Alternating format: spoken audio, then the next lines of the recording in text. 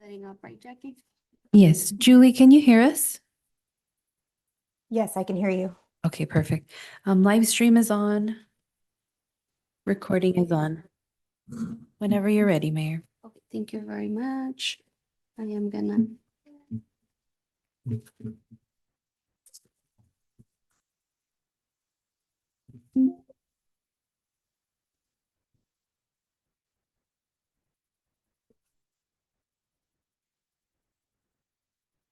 Go with punches.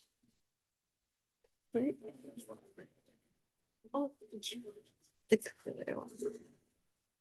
Okay, good afternoon, everybody. I'm going to go ahead and call this meeting to order so we can get us going at 6:02 p.m.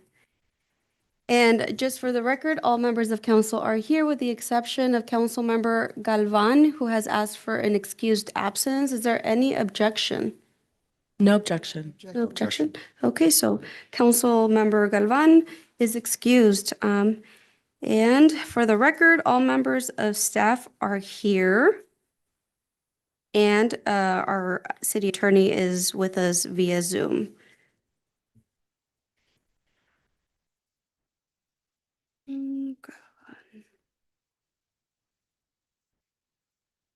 Okay, council, we're going to move on to agenda approval, but there are some amendments to be made to add to the agenda. And one of them is the approval. Tom, you're going to like this one? Of a resolution to proclaim February 2026 as Seattle Seahawks Super Bowl Champions Month. I do like that one. As my predecessor would say, this is the fun stuff that we get to do on council. Stuff we gotta It's do. not always hard. Most of it is hard. And then approval of a resolution authorizing the mayor to sign a letter designating the city manager as a certifying officer for the housing and urban development documents. Can I entertain a motion? Move to accept the consent agenda. Second.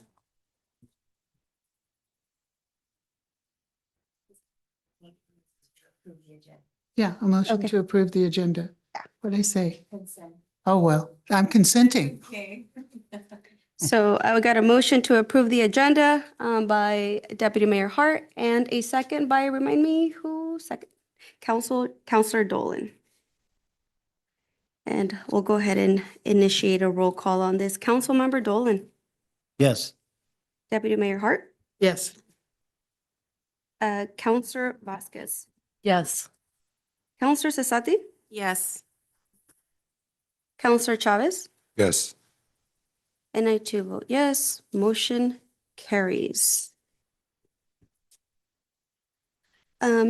And then I'm gonna go ahead and ask if there is anybody here to do invocation. I see a head nod. Oh, there we are. Okay, so you can go ahead and stand if you wish and if you're able to, but please stand for the Pledge of Allegiance. Let us pray. Father, we thank you for this day. We thank you for the opportunity to have council meetings like this. So, Father, we do pray now for each of the council members that you'd grant them wisdom from on high, that the decisions that they made would be in reference to everyone in the public. Father, we think of the first responders. We certainly thank you for them, and we just ask for their safety in all of their jobs. We think of all of the city workers, that you'd be with each of them. Father, we think of all of our local businesses, and we ask for success for those businesses and the small ones that are coming and the new ones that are around us and the ones that have been here for a while. Father, we think of our schools. We just ask for safety for all of our children. We think of the teachers as well, and just be with each of them as they learn and as they teach. Father, we think of the safety of our public, and we thank you for the great work that our police force is doing. Just continue to touch them. And then, Father, we thank you most of all for your Son, Jesus Christ, who died for us. In Jesus' name, amen. Amen.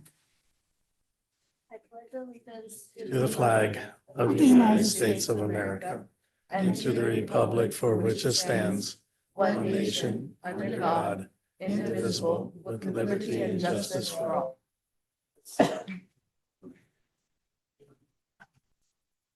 Okay, and then we will proceed with the agenda with public comments. And I don't know if everybody has had a chance to sign up for public comments.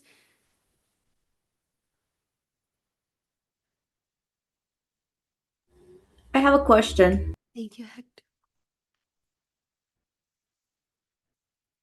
Is that somebody on Zoom? Is this Yes. Brenda? Yes. Oh, we have someone online that has a question. Yes, go ahead. Sorry for interrupting. This is my first time going to a council meeting. So I just wanted to ask, when was I able to make a statement? So we'll go ahead and add your name to the list, and I'll go ahead and start with the folks who signed up here in person, and then as soon as you're up, I will go ahead and call your name, and you will have 3 minutes to do your public comment. Okay, thank you. Yeah, thank you. And what's the name? Brenda Espinosa. Oh, I don't know. Brenda? I guess she'll stay her. Yeah. Wait and see. I'll message her right now. Okay, so we'll go ahead and start with Sandra Lindy. So let me go ahead and read this into the record. yes. Miss Lindy, I always forget to do this. Well, I have forgotten to do this part today. Citizens are advised that they must limit their remarks to the city council to 3 minutes. Council may refer items to staff to review and/or research for the presentation at a future council meeting. Recorded comments and meeting sign-in sheets are public records subject to disclosure under RCW 42.56, and the names of speakers are recorded in the meeting minutes. Go ahead and proceed. Thank you. My name is Sandra Lindy, and I live in Sunnyside, Washington. And a relative of mine works for the county. And people are always asking me, so when is the county going to help the city? And guess what? He sent me a note today. The Yakima County Commissioners, oh my goodness, it just died, but approved $1.1 million as part of a loan and part of a payment to help you guys get your waste services lift station fixed. And I just want you to know, when you ask me, when is the county going to do stuff for you? And you're also going to hear from a super cool commissioner in a few minutes too, that the county cares very much for the city. Thank you. Thank you. That's great news. Thank you so much. Next on the list is Vicky Ripley.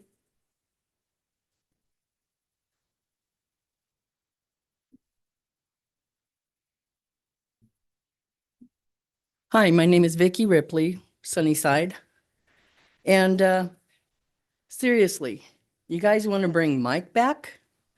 If you guys would have seen the lawyer's face when you guys made that motion, you could tell it was not a good motion. I'm glad it failed. And there was a records request for what Kenton said sent to Juan Alvarez. It was not turned into Jackie. There is no evidence of what was up there at council a few weeks ago.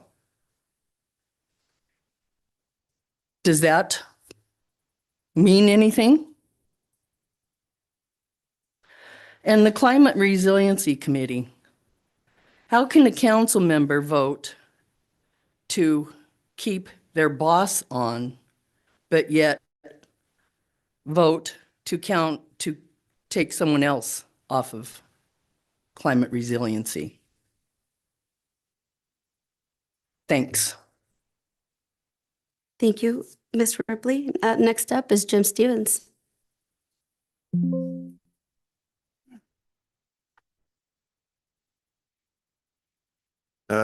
Jim Stevens from Sunnyside. I was making some observations. They're not criticisms, but one does have to do with Mike Gonzalez. Mike has a history that is not a particularly good one here and other places, and he doesn't have a good history with me. In the investigation that they had, that was a sworn investigation, I'm understanding, from attorneys in Spokane, Mike said that in there that I had gotten a hold of him and said, Vic, that one of the councilmen that was in question at that time was coming after him. That's not what happened at all. Mike came to me. He absolutely lied in there. And Mike has a history of that. I supported Mike strongly to get in as a as the city manager and supporting him up to that day. I'm not the brightest guy in the world, but he pulled the wool over our eyes. And Mike was said he had no connection with the Ella group. I say Ella because it's all the L's are L's, aren't Y. I know if it's ELL, it's Y, but I think in this case it's Ella. At any rate, that's inconsequential. But Mike was a frequent person at the Ella headquarters here in Sunnyside. Mike was invited to the meeting they had at the theater out here that was regarding, I think it was regarding dairies. And one of the dairymen wanted to get in. He'd pay $300 for a ticket, and he was turned down to get in at the door. So, and then the three people that voted to have Mike as an interim manager were all people that were promoted by Ella. The mayor, councilperson Zazadi, and councilperson Chavez. I had George Galvan had the most hideous issue come up to him when some gal came up here in a wheelchair I think she's from Pasco, correct me if I'm wrong. And she had all these papers that his dad was going to sue him, all this horrible, horrible stuff right here in council. I don't think any of it was true. And yet, who promoted her to come in here to do that? Councilman Vasquez has been threatened. There's been unsavory things said about these folks in social media. This is absurd. This is more like, I got to tell you, this is not the way we ought to run things. And I was really impressed when Mayor Frosso in the initial part of when she was sworn in said, I'm going to really try and make everything fair here. No matter how everybody votes, we're going to have this be fair. And so I think we want to think about those things. Because I got to tell you, it does not appear fair. It appears slanted. It appears there's a hidden agenda going on. And I don't think any of you want to be painted into that corner. And it's, like I said, these are observations of mine, not criticism. Thanks, appreciate it. And well, hey, we're all here to work together, seriously. Thanks. Thank you, Mr. Stevens.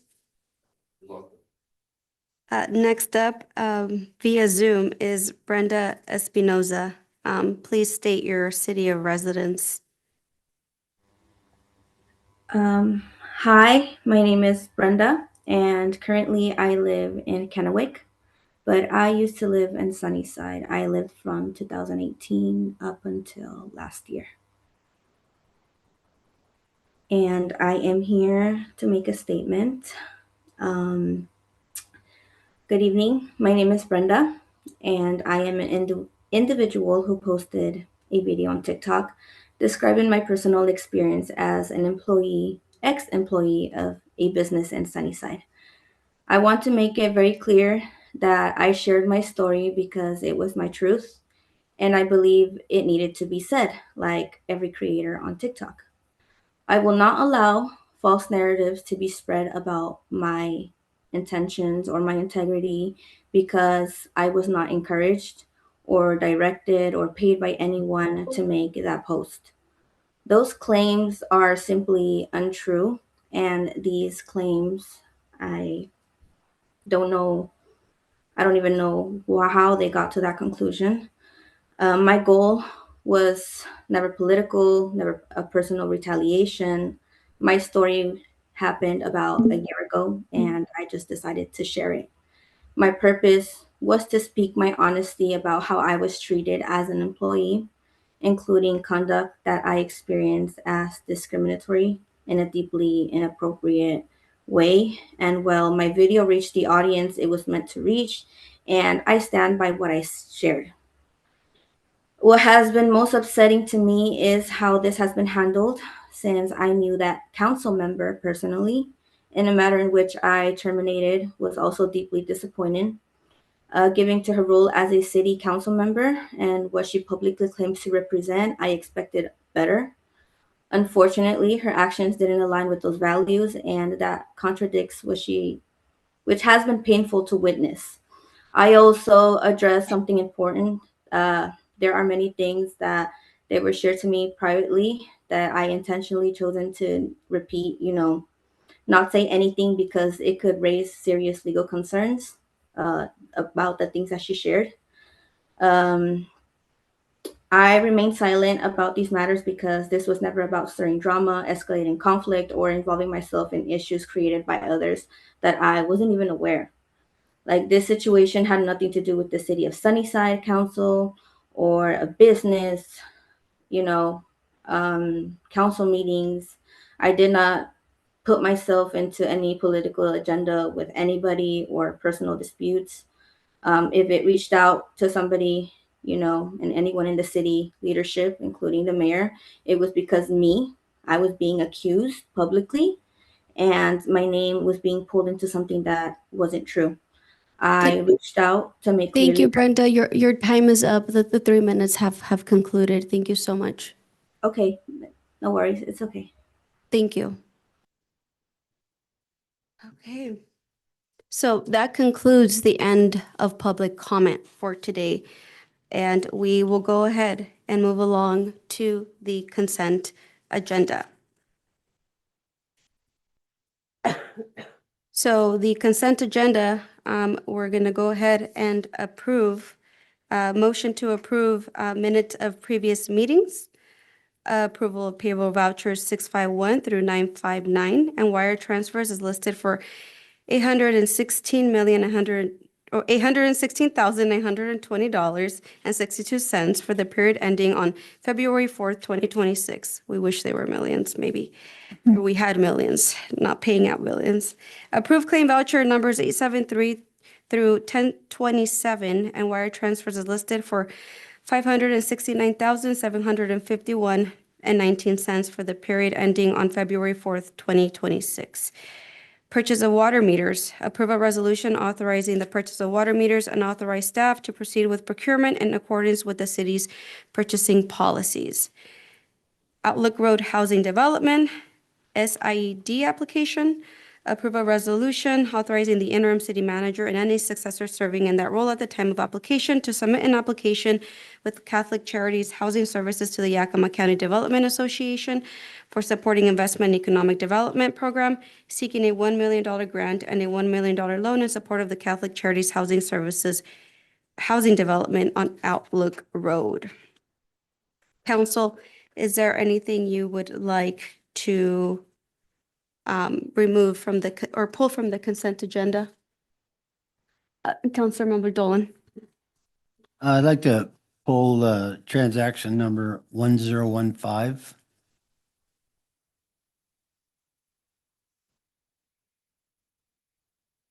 Okay. Anything else? Not at this time. Any other council members wishing to pull anything from the consent agenda? Have any questions? Okay. Shall I direct this over to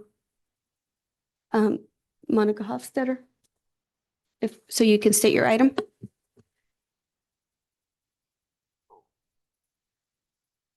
What I'm curious about is this was an opioid, $5,000 opioid, I don't even know what to call it, a claim from with a little bit of help from a very close friend of mine sitting in the audience over there.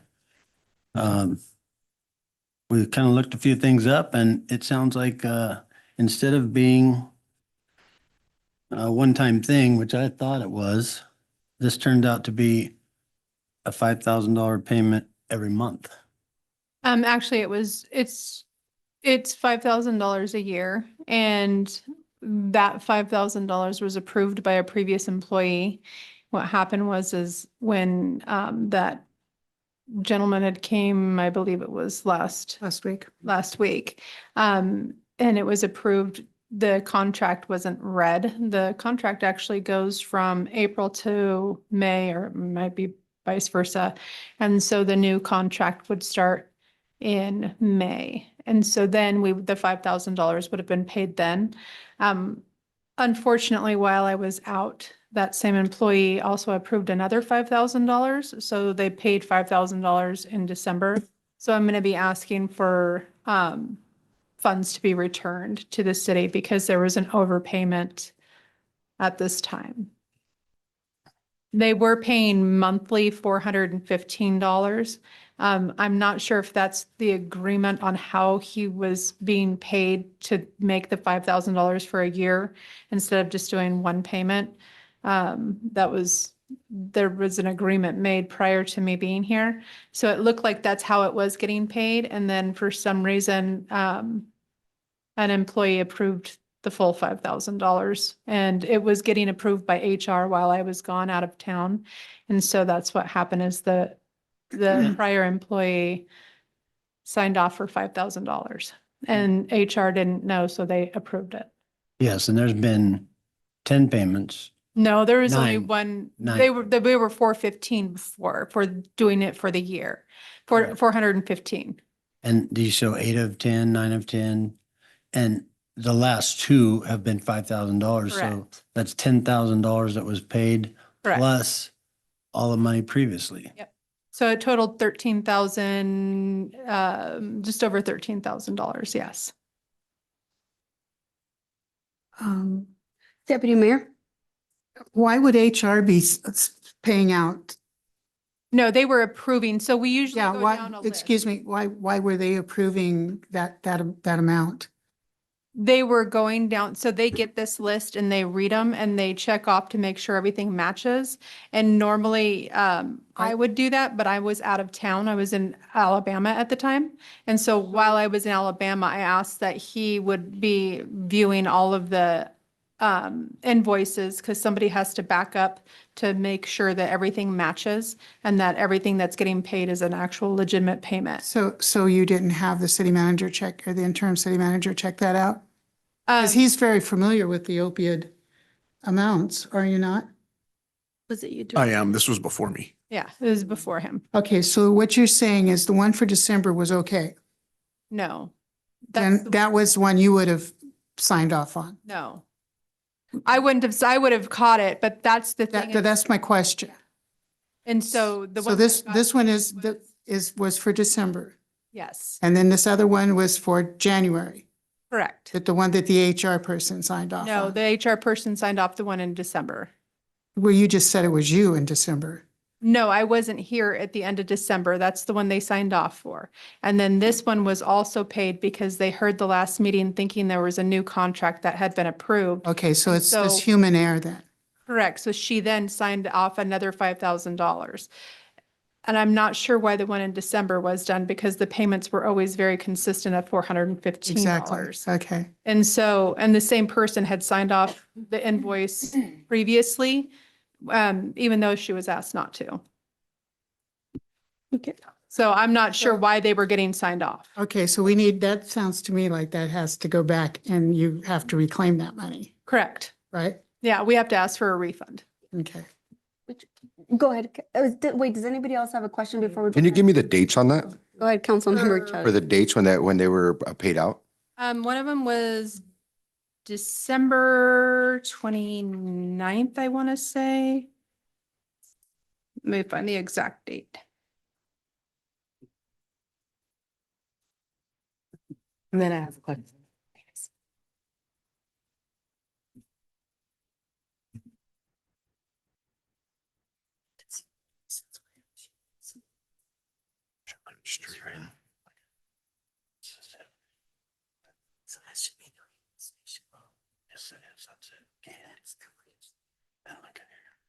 Start.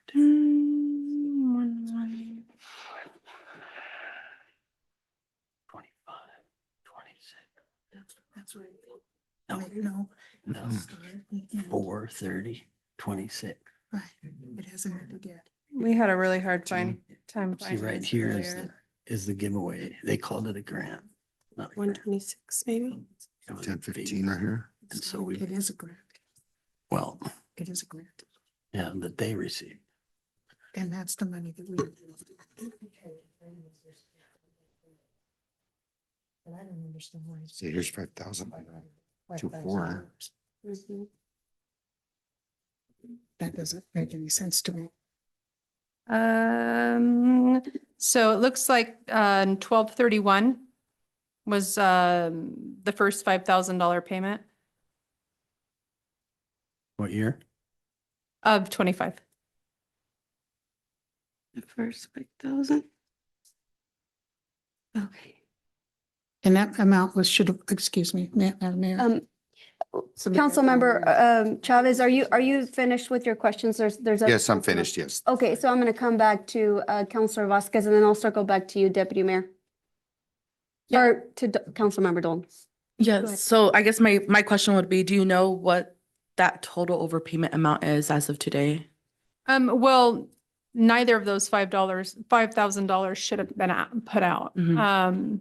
Because if you read the contract reads that it begins in April and ends in May, or it might have been vice versa, ends in April, and then the new one begins in May. So the contract should have just been $417 or $415, I think it might have been $417 every month. And so they were paying a certain amount until they reached that $5,000, giving them monthly payments. And so it looked like what happened is there was, I'm a little confused as to how it got that way, because in the beginning of December, the 417 was paid. And then at the end of December, 5,000 was paid. And then another 5,000 was paid again. I'm looking at a February too. That's the one. That's the second one that was paid. Councilmember Vasquez, are you done with your question? I don't want to jump over. Yes, for now. Okay, I'll come back to Councilmember Dolan. Did I see a hand over there? Councilmember Sissetti? Okay, go ahead. So can we investigate or figure out, I mean, if it's a recurrent payment of 415 or whatever it was a month, how that 5,000 just slipped through twice? Can we figure that out, investigate, or? I have. Okay. It was employee error. The employee is no longer there. Okay. Okay, gotcha. It seems like Monica's been handling that. I'll go ahead. I'll go back to you, Councilmember Dolan. I just wanted to point out that this started at 5/1/2025. And it's in the ending date, that was the starting date, ending date is 4/30/2026. Yes. And there was no resolution.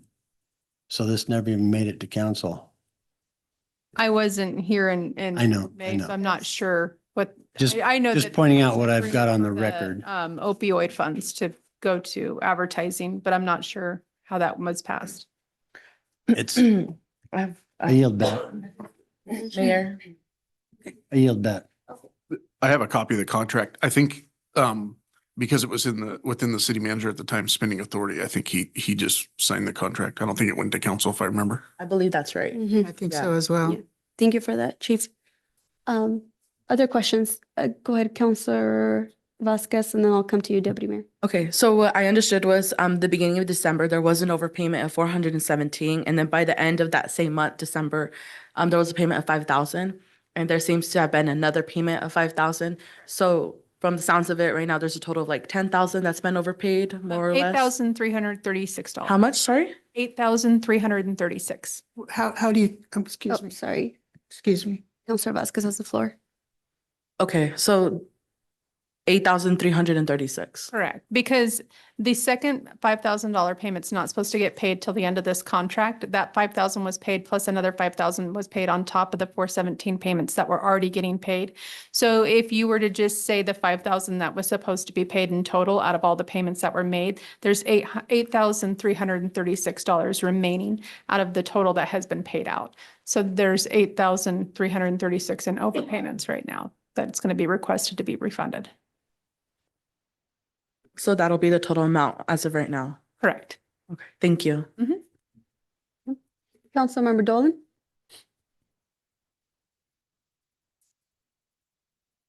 I'd just like to thank Vicky Ripley for all the help on this. We sat down and kind of hashed this out because I like to catch as much as she does. Just want to throw that in. I yield back. Deputy Mayor? it just seems to me that if you had a list of things that were supposed to be paid out while you were on vacation, and I'm assuming that you appointed this other person who then turned around and decided to spend $5,000 in December, turn around, that same person was there in February to send, or probably the end of January to send out another $5,000 where you were also on vacation or out of the office? When I'm just trying to figure out the timeline here, why that would that happen person- twice. that person didn't have the authority to sign off on any invoices. So that should be null and void then if she doesn't have, or that person didn't have. And all of them were signed off by this person. So, but After I'm, being requested to not do it, they were still done. And so there, if you notice, there wasn't payments made until December because it was asked to please be reviewed by finance, the finance director, because I need to sign off on everything. And there was some, but but you're saying that it was employee error. correct, So this $8,336 is employee error. yes. And what's the resolution on that? What happens now? How do we get that money back? I'm gonna. Or send the them right an amount? invoice. I have to send them an invoice. Do you send them a letter also explaining what happened? Correct. Well, you It'll be didn't on the invoice. Okay. Yeah. All right. Thank you so much, Ms. Hofstadter. So it seems like the issue has been found. We're on the road to finding a resolve and asking for the refund of the overpayment of $8,336. And it has been cleared that it was an error. And it seems like we should be seeing that money come back into our account soon. Okay. Any other questions before finalizing yeah, go ahead. I'm curious, we had a gentleman that stepped up to the microphone and from KNDA and talked about renewing this. Yeah, sometime in April. It was just one meeting ago. Oh, he was asking for a renewal by April I believe that's correct, yes. when this one ran out. Yes, correct. Thank you. I yelled back. Thank you. Okay, council, any other questions or any other items to pull?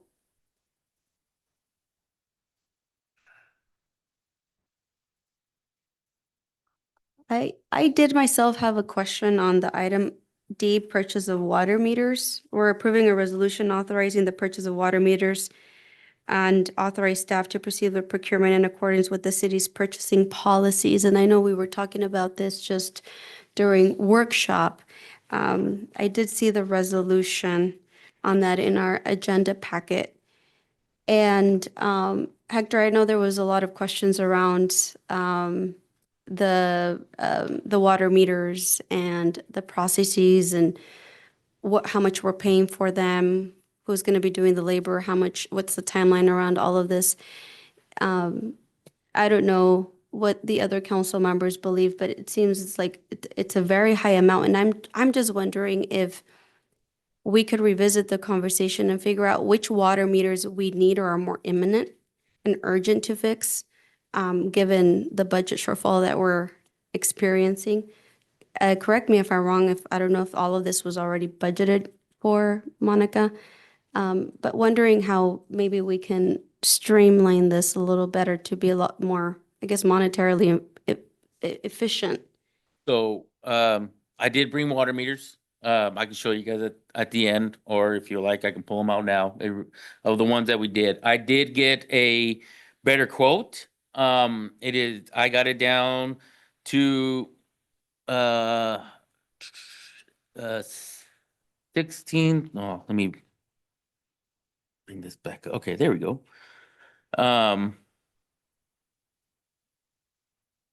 So I got it down to $168,035.88. We will be going for the plastic iPearl water meters. So with that, we will be having less meters to buy. Now, to say this is gonna be something that we'll be doing in a year, it is not. We've been behind, changing out meters for quite a while. We are trying to get caught up with these water meters. There's about 1,100 meters out there that we need to change out. To get everything to be on the program of the city hall, be able to just utility billing, getting the reads right there. So what I did was take away the brass ones, because the brass, obviously, all we're paying for is just the brass. The plastic ones are pretty easy, the same way. They're a little bit shorter. They're plastic. I'll just pull them out. So these are the water meters that we'll be placing in. These are the water meters that we have been taking out right here. So as you can tell, we can't take these apart. These are 10-year lifespan. And like Commissioner or Councilman Dolman had stated to me, we'll start a program. So every 10 years, these meters will be changed out. And then we'll put new ones in. For right now, like I stated, I got it down to 168,000, which when it was 274. The brass meters this is what we're just paying for, this little piece of brass. That's it. That was for the cost difference. So that was the cost difference of that to this. So for each meter that we put in, they run about $300 for each meter. And it will be done by our employees. Well, like I stated, we'll have two-man teams, or not two-man teams. We'll have two teams going at it 8 hours a day. And this will be able to not only get as many as we can out and put in, but we'll be saving money, obviously, by time with another person driving around, picking up water meters, going back to those water meters, seeing if what was wrong. Is it broken? Is it not reading correctly? Is it reading backwards? The lifespan of these, as everybody knows, when they get old, they don't speed up, they just slow down. And then we start losing money by not getting the consumption that we need to get. Go ahead, Council Member Cesati. So Monica, was that a yes, that it's in the budget? Yeah, so It's already- so Mr. Bridges and I had already discussed, he had so the water fund is an enterprise fund, meaning that it gains its own revenue. Right now, what's happening is when the old meters are going out, the person in the office, there's a program online where they have a chart that shows them all the meters and the meters that are going bad. And we do reads. And so the reads will come in, and when they have a read that you can see that the numbers aren't right, or they're just reading zero, then they have to give that whole, they have to spend the day trying to get all that list down to just those groups, send it back out to the guys in the field. The guys then have to go to every single one of these addresses and try and figure out, is there something wrong with these meters? And the list is, as you can imagine, if there's 1,100 of them, the list can be quite overwhelming. What should only take a max of 3 days right now is taking upwards of 7 to 10 days for them just to get these reads completed. That is a lot of time and a lot of manpower that is getting wasted when things can be getting fixed instead of having to go do all these reads repetitively. So that's part of the reason why this needs to get done. This is something that had been in the works for a long time. And so when we were doing the budget and we were doing the increases with some of these revenues, that was put in there as a projection of having to get some of these things with these enterprise funds fixed. Oh. Go ahead. And are you going to order as you go? Because I know we discussed it could possibly take 5-ish months to get them all installed. Are you going to just order as you go? So Yes, I so guess my concern is We- there storage space for Correct. And like- 1,100? And like They're I stated supposed to be before, the stacked. warranty starts as soon as we purchase them, or as soon as we receive them, the warranty starts. So we are, we would like to purchase up to 50,000. That would get us enough per month to make sure that within the month, we'll have all those meters installed. Then we'll spend the next 50 and then receive that. Because it takes about a month for us to receive the meters. So that's why we're gonna break it up and not just get hit with one big amount. So, and obviously storage wise, we gotta make sure we have enough storage in there on top of our day-to-day tasks that we need to be completed. You know, we have water lines that break, services that need to get fixed, hydrants that need to get repaired. There's other tasks that we have. So we just got to make sure we do use our time management correctly. Okay, thank you. Counselor Vasquez, did you have a question? No, it's fine. Councilmember Dolan?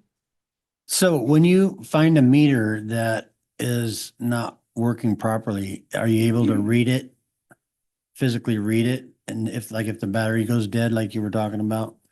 Correct. We are physically be able to read it with the numbers that are stated right in here. Before you put in the new one? Before we put in, yes, before we put in the new one, and then this one comes digitalized. So they all start with zero. Is that And if the battery's dead, you can't read the reading on it? correct? But if the batteries are dead, yeah, it dies on you and we don't know what the reading may be. So that's why we started a program. So every 10 years, we make sure we're able to go back from where we started and start replacing them. You stated that the warranty starts when you receive them. Correct. So it's not the life of the meter, it's when you get them and until you take it out. Yes. Or you never said the length of the warranty? Say 10 years? You said 10 years? 10 years. And so when we discuss the rotation, you're going to do 1,100 now and then maybe a month later, put in another 1,100. Correct. Every 10 years, you go So every back to 10 those. years, will be a process of getting them changed out. So we want to make sure that number one, it doesn't slow down. Number two, we don't lose the lifespan of the battery on there. So when it does die, we are able to read the water meter and not just guess what number it is. Now, the box that the meter's in, I've seen some of the boxes and they're pretty trash. Is that something the customer has to put together for you or we pay for that too? No, we put in the water meters ourselves. I'm talking about the box that houses the water meter. We put those boxes. Yeah, someone in the audience. I'm just curious about that because some of them are damaged by the customer and then we end up incurring that cost. Correct. We do repair the boxes because it's meter services. It's So- from the meter out is where they take over. Yeah. And if there's no objection, I'd like to call on that guy standing up. Excuse me, that would be the mayor's job. Oh, okay, sorry. I yield back. Thank you. There's a lot going on, so we're like trying to make sure we stay on top of all of it. If there is no objection, can the individual, the community member approach the podium? Bill, Please go ahead. approach the mic.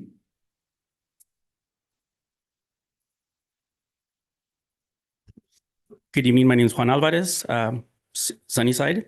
I actually worked for the water department for several years, and I can speak a little bit on these meters. The old brass SR2 meter is a rotary meter that with time goes slower and it stops. It doesn't stop reading completely, but it does slow down. The iPro meter has an efficiency rate of 99.98 for the life of the meter. Census iPro, I believe we get them, they used to get them from, was it Ferguson's? Correct. They're prorated. So the first year it's a full replacement, and then after that it's prorated for every year that it was in. The census meter system for the SR2s is a different reading system than the current iPro that they're using, which is a land-based system. The lists that are created are actually, they're the zero consumption list. There's a zero read list. These lists are large, but the way it should be done is there's a lot of vacant meters. There's vacant properties. So those all should be crossed out. There's people that use very little water, elderly people or whatnot. So if you've done it long enough, you know which meters you don't have to go check. The zero consumption list is a list that there was no water consumed versus a zero read list. A zero read list are the ones that you go and repair. A zero consumption list, you go in, you crack the customer side of the service, the meter starts moving, you just check it off and it's okay. Your question about the meter boxes, the city customers pay a fee for their meter, and that includes their meter box replacement and repairs when needed. During the zero consumption list, you're writing down what meter boxes need attention, and those are stocked in the yard. The reason why the system is being updated is because the old census meter reading system is obsolete. They've been limping our unit for the last several years. So while it's important to get them replaced, I mean, the current SR2 meters still work. They're not as efficient though. Some of the IPOs with the brass are needed, not all of them, because some of these services are really old. And these meters, because they're full plastic bodies, if they have too much tension and they don't have a backflow, there's a little bit of water hammer, depending on the pressure of what side of town you're on, and they'll start cracking. I mean, there's meters that we replaced 3 or 4 times in 2 years. And those we don't get a credit on if we break them. So some of the ones with the with the brass ends are required. So there's 3 different sizes. There's a 7.5-inch meter, which is the one on the left. There's a 9-inch meter, which is the one on the right. And then there's a larger 1-inch meter. Unless it's changed, all new construction water services have the backflow and everything in there, and they're all 1-inch meters. Unless a customer requests something smaller. If you guys have any questions. Go ahead, Council. You mentioned a zero consumption. Now, does that apply to all the people around here that have a well still and they've been annexed in with a well? Yes. So the zero consumption list, if they have a well, they are not required to hook up to the city water service until that well goes out. I believe your property has a meter, and I actually installed those 2 meters. They're on the right side of your property. So your neighbor below you, I believe, is still on the well, right? No, you're thinking of the next door neighbor. But anyway, I'm just curious about that part too. Because Yeah, no. you didn't install them. I watched the guys that did it. While the wells are active, and as long as they're producing, they are not required to hook up to any of the city services. But you will get a bigger sewer bill. Yeah, I believe so. Yes. A lot bigger. So Thank you so much. Just the- information. We like. Yeah, thank you for the additional information. Council, what is your desire to keep this item here, or is there still questions and y'all want to pull the item and table it? I will leave this up to you all. I did just have a clarifying question in the beginning. I want to make sure that our monies are going to where they need to be, and we are trying to be as conservatively, act as conservatively as possible around the finances. Monica, you just mentioned that it has been budgeted.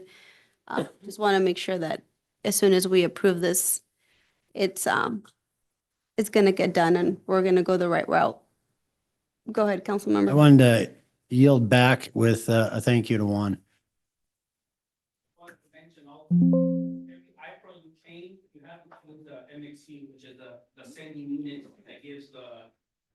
The signal out. The signal. Yeah, Oh, signal. We already know about the signals. We know about those. thank you. Thank you, everybody. It's a I'd like to make a motion. Teamwork.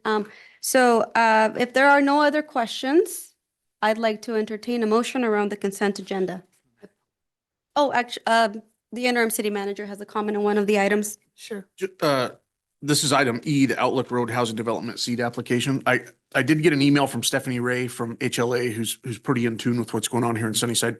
And she just wanted to make sure everybody was aware. She said not to raise too many concerns about this, but in applying for this funding, the city will be responsible for ensuring public procurement requirements are met and will also be responsible for administering the funding. The city will act as a pass-through for the funding and be subject to the audit. It will be very important that the city to have controls on how the funding is used. So I just wanted to make sure you guys were aware of that. Absolutely. Thank you for that. Okay. Madam Mayor, I'd like to make a motion to accept the consent agenda with the removal of item 1015 until that's completely resolved. I'd like to remove that. That was regarding the opium payments. And then I would like to approve the rest. Okay. So Council, what is your desire? I'll second. Okay. Motion by Counselor Hart, or Deputy Mayor Hart. Got a second from Counselor Vasquez. Okay, is there discussion? Hearing none? We did that part already. yeah, I think so too. Any other discussion for the good of the order? Robert's rules. Go ahead, Council. Oh, I guess there was. I just wanted to clarify what your you said accept number 10, what? 1015, the thing, item from the payroll, the claim vouchers. I want that, you had asked for, I think that needs to be removed from the consent agenda until it is settled. Right. That's what, Thank what you. I, that's Thank what you. I'm trying to. I yield back. Thank you. I'll go ahead and do a roll call on the item. Councilmember Dolan, Yes. Deputy Mayor Hart, Yes. Counselor Vasquez, Yes. Counselor Sasati, Yes. Counselor Chavez. Yes. I too vote yes, motion carries. Moving on to active agenda. So item A, HUD certifying officer designation. Approve a resolution authorizing the mayor to sign a letter designating the interim city manager as a certifying officer for the Housing and Urban Development HUD documents. Interim city manager. I'm going to let Camille Gallego speak on this from Catholic Charities. So this is an administrative detail. Hi, Tom. Whenever we go through, for example, a NEPA process, or in my current situation, a NEPA extension, someone has to be able to sign those documents. And because this is a federal program from HUD, and every government is different, it's typical in this style of government, the city manager would be the person to sign off. So there is a process by which we verify to HUD that he's recognized as a certifying officer, and that's by having this letter signed by the mayor. Does that answer? Do you understand what I'm saying? Yep. Okay. Just to add to that, I think we're extending it to the position, not necessarily my name, so that the person in the position would be able to handle this going forward. Understood. Understood. Thank you for clarifying. Any other questions for me? Okay, good. Okay, council, Madam Mayor, yes. I'd like to approve a resolution appointing the interim city manager and/or city manager as the certifying officer. Thank you. Is there a second? I'll second. Is there a discussion? Hearing none, I'll go ahead and do a roll call. Counselor Dolan, Yes. Deputy Mayor Hart, Yes. Counselor Vasquez, Yes. Counselor Sasati, Yes. Counselor Chavez, Yes. and I too vote yes. Motion carries. Okay. Moving on to the next item, item B. Seahawks proclamation, approve a resolution declaring February 2026 as Seattle Seahawks Super Bowl Champions Month. All right, so council, would like to introduce a resolution proclaiming February 2026 as Seattle Seahawks Super Bowl Champions Month. Since this comes to a council vote, I'd like to entertain a motion.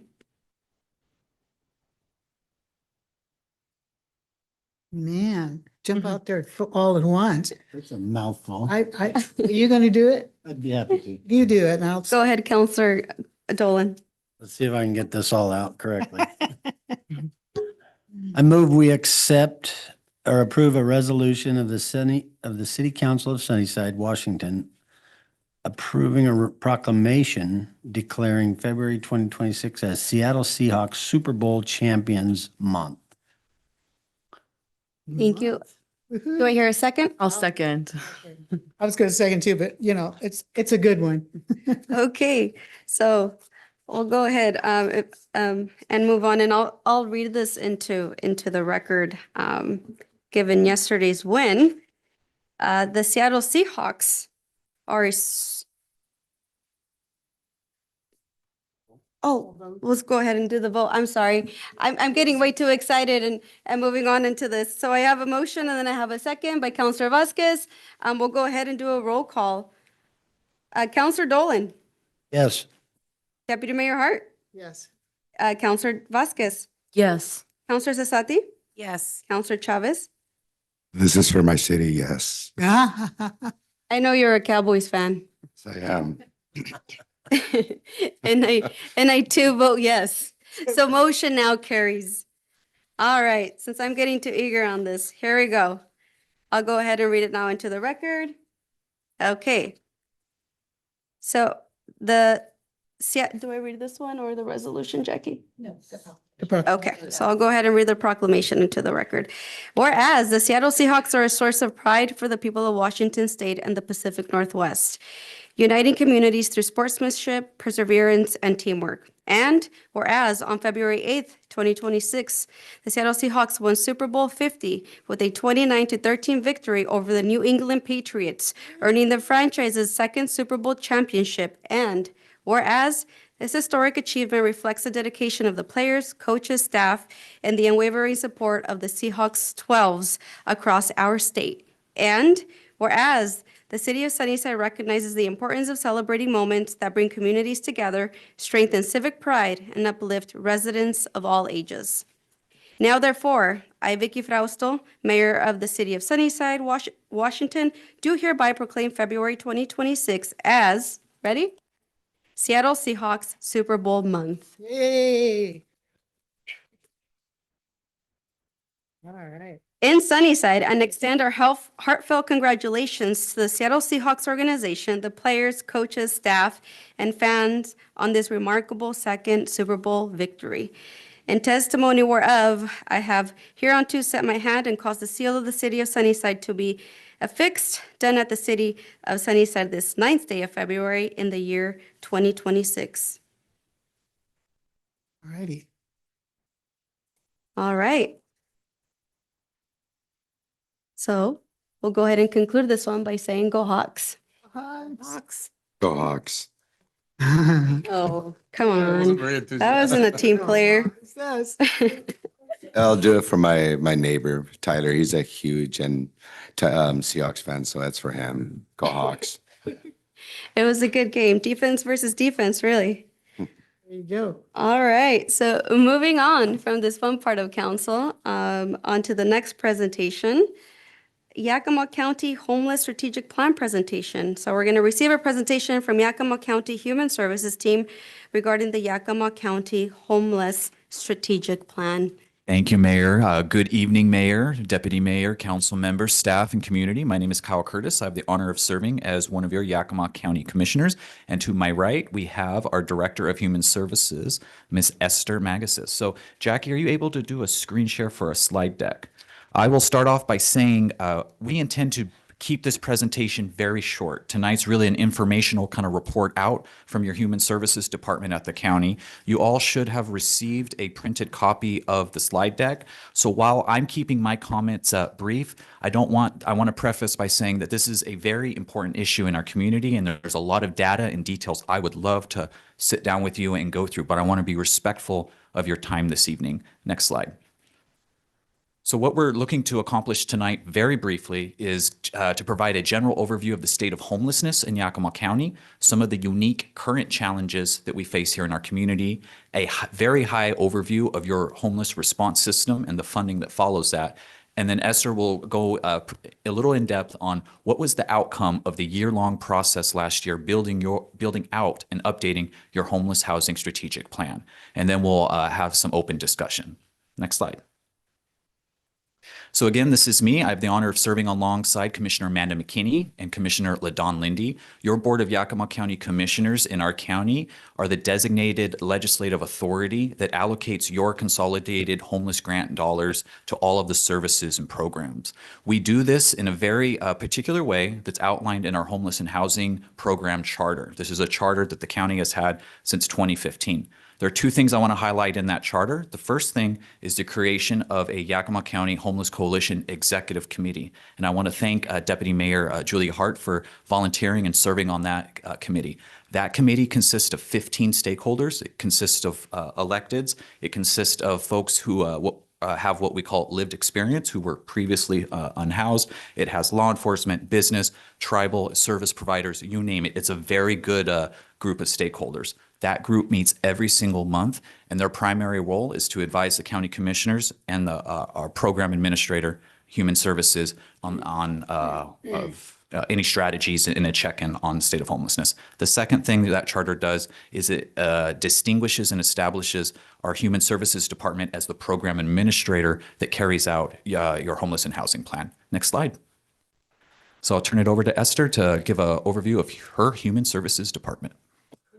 Thank you, Commissioner. Our Human Services Department, as Commissioner Curtis said, is the program administrator for the homeless program. In addition to that, we have really 4 core projects that I always kind of point to. We do the homeless housing and assistance program funding, as well as mental health and behavioral health funding. So the mental health sales tax, our opiate settlement dollars that Yakima County receives separately from what the city of Sunnyside has. And those two programs kind of go together in a larger grant making program, but also a lot of work that we do on a systemic level, partnering, doing things like developing and carrying out the 5-year plan. And then we also have a smaller program, the Veterans Program, which does direct assistance to indigent veterans in our community, and the Affordable Housing Program, which does our home program. City of Sunnyside is a member of the Home Consortium, so we do work with the City of Sunnyside on projects such as, I believe, the Catholic Charities Project you were discussing earlier, maybe one of the ones that recently received some funding from the Yakima County Home Program. So we do make investments in the City of Sunnyside, both in new build and I believe a number of the low-income homeowner rehab projects that have been completed by our department have also been in the City of Sunnyside. And then we also do finance and admin, which is really more internally facing, but that's where we kind of make sure all the money is clean. And I'm proud to say that in the 6 years now, I think that the department has existed, we've never had an audit finding after moving millions of dollars through the department. So we're really excited about that, and we plan to keep it up. All right, next slide, please. So I always like to start off a presentation, particularly to folks in our community, on what is the state of homelessness in Yakima County. These numbers before you come from what we call our point-in-time survey. This is your 2025 point-in-time survey. The point-in-time survey is conducted all throughout the country at the same exact time. Is it one night or 2 nights? One night in the entire United States. And the purpose of that is trying to get a inventory of what is the state of unhoused individuals and where they're at. As you know, a lot of our unhoused community members are transient in nature and do move from community to community. So there's 2 numbers before you. You will see 602. That 602 represents the number of unhoused individuals we were able to survey in one night. These are people that are sitting, sleeping in your shelters. These are people that are sleeping in their cars, and these are people that are staying out in the elements. We at Yakima County and the Human Services Department has taken it a step further. That 2,070 is a more adequate reflection of individuals in our county that are accessing your homeless consolidated grant dollars. So a majority of that, probably close to maybe 60%, will be folks accessing rental assistance. Rental assistance is still a funded program. Next slide. We'll skip over this one. Next one. All right, this is unique to Yakima County. When we survey our folks, these are the top 3 things of what people are reporting as a disability. 1 is mental health, 2 is chronic substance abuse, and 3 is chronic health conditions. Almost all of our folks have 1 and or more of these unique scenarios. What this means for us in our community is we have a very complex challenge with our unhoused population. These are folks that require a lot more than just a warm bed at night. These are folks that require very specific services. And as Esther will highlight later on, your 5-year plan does address that. Next slide. This is, again, I'm going quick because I want to respect your time. There is a big misconception in our community that a lot of the homelessness that we see, particularly the visible homelessness, is being imported into our county. When we survey our folks, over 72% said that they became homeless in Yakima County.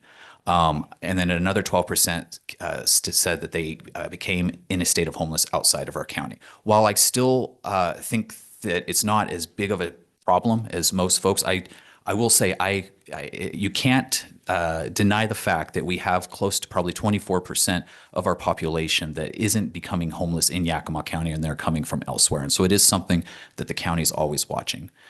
It won't surprise anyone in this room, but 42% of our folks became homeless in the city of Yakima. It's our largest urban center.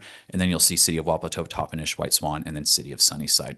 If there's anything you take away tonight, I ask that you just take this data point, that 53% of that 603 individuals that we surveyed are experiencing what you call chronic homelessness. Chronic homelessness has two parts to it. One, it means that you have to have been in a state of homelessness for over a year. And then two, you have to have an underlying condition. And so those two things back to back, again, is a very complex population that we're trying to engage with services. And again, if there's anything I'll share with you tonight, it's that it takes time to engage with those individuals. And that's what you're going to see in your 5-year plan. Next slide.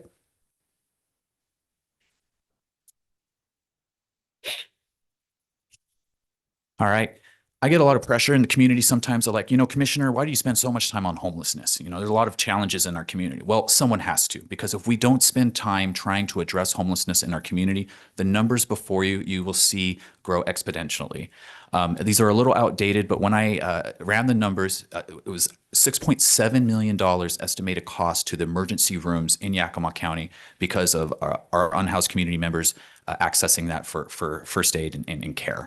1.5 million was the Yakima County and City of Yakima encampment cleanups, 150,000 for 911 calls into Suncom.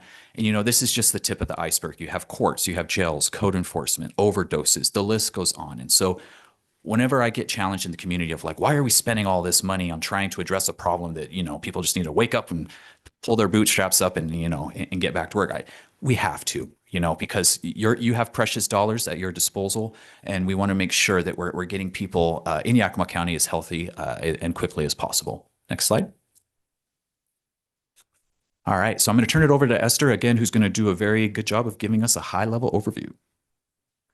Thank you, Commissioners. So the homeless response system, I'll just mention this briefly because it'll be something that I want you guys to have in your mind as we talk about the 5-year plan.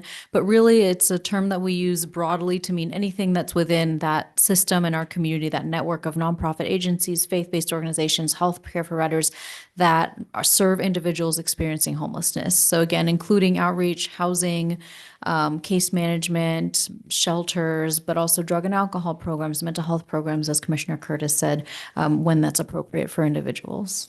Next slide.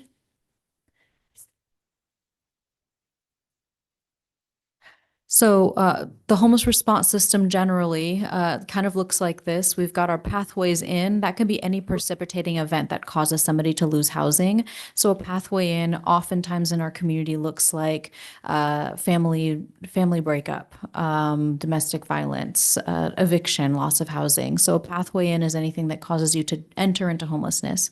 And then conditions of homelessness broadly we can categorize into sort of 3 buckets. Unsheltered homelessness, which is like living out in the elements, living in your car. And in our community, we also have a sanctioned encampment. That's Camp Hope, technically considered a form of unsheltered homelessness. And then sheltered homelessness, which is things like a night-by-night shelter. That might be Union Gospel Mission, for example, or Yakima Nation recently opened a night-by-night shelter just for the winter months in Toppenish. And then extended stay shelter. Rod's house here in Sunnyside had an extended stay shelter for youth where it wasn't necessarily drop in every night. It's a longer term shelter program where young people are supposed to stay there for weeks at a time with services. And then transitional housing is time limited housing. This differentiates from extended stay shelter, mostly in the length of time and the level of infrastructure. So it really could be a 3-year program with a lease. But the point is that it's usually tied to some kind of program like sober housing or supportive housing, where they're using that time in which they're in that transitional housing to try and accomplish some kind of outcome. But the housing isn't permanent. It's limited to the period of time in which they're participating in that program. And then pathways out are anything that gets you out of homelessness, anything gets you back into housing permanently, not a transitional housing program that's temporary, but really long-term stable housing. And that's our goal for everybody.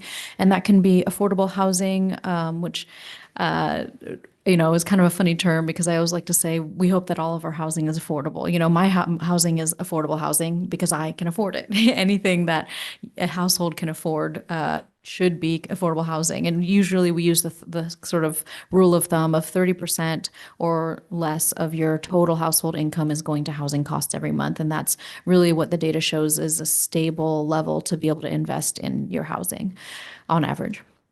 And then market rate housing. But of course here, affordable housing really means sort of subsidized housing.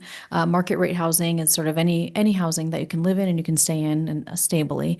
And then supportive housing, that's often sort of more of a permanent housing solution that might come with other wraparound programs. Again, similar to supportive transitional housing, with the difference being that it's long-term and it's not got a concrete end date. It's just where an individual is going to live. And for some people, that really is the solution that they're going to end up needing. They might not be in a position where they're going to live independently due to mental or physical disability that prevents them from really living long-term in housing on their own for the rest of their life. And so that's an important solution for the folks who need it, but of course, not a solution that we expect everyone is going to need. Next slide. Do you want to do the funding? Or? Yeah, this slide is just meant to show you the complexity of funding. We have federal dollars, state dollars, and we also have local dollars. And so what Esther's team does a really good job is weaving it all together because each bucket has their own eligibility. As you know, all of our revenues are tied to restrictions. And so this just shows you that there's a lot of flowing in, and Esther's group has to really tie it all together to get that maximum return. Next slide. Oops. I'll just do 2 seconds on this. This just paints a picture of by category of where the county commissioners are allocating your program dollars. You will note towards the bottom, well, in the middle there, rental assistance. That $3 million on rental assistance comes from the state, and it has the strings that tie to it that it must go towards rental assistance. And so for the most part, every single rental assistance dollar that the county has access to, it is being utilized by our community. The last thing there is sanctioned encampment and shelter. You will note that we put close to almost $3 million into shelter, and that is something that your 5-year plan is going to address, trying to get people out of shelter into other forms of housing and catch people before they even need a shelter bed, because we can't just keep funding shelter to get ourselves in a better state. Next slide.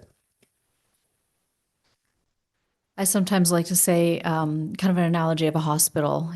Shelter is really kind of like the ER. When somebody comes in, you're triaging them, they're figuring out what's happening, the ambulance is dropping them off.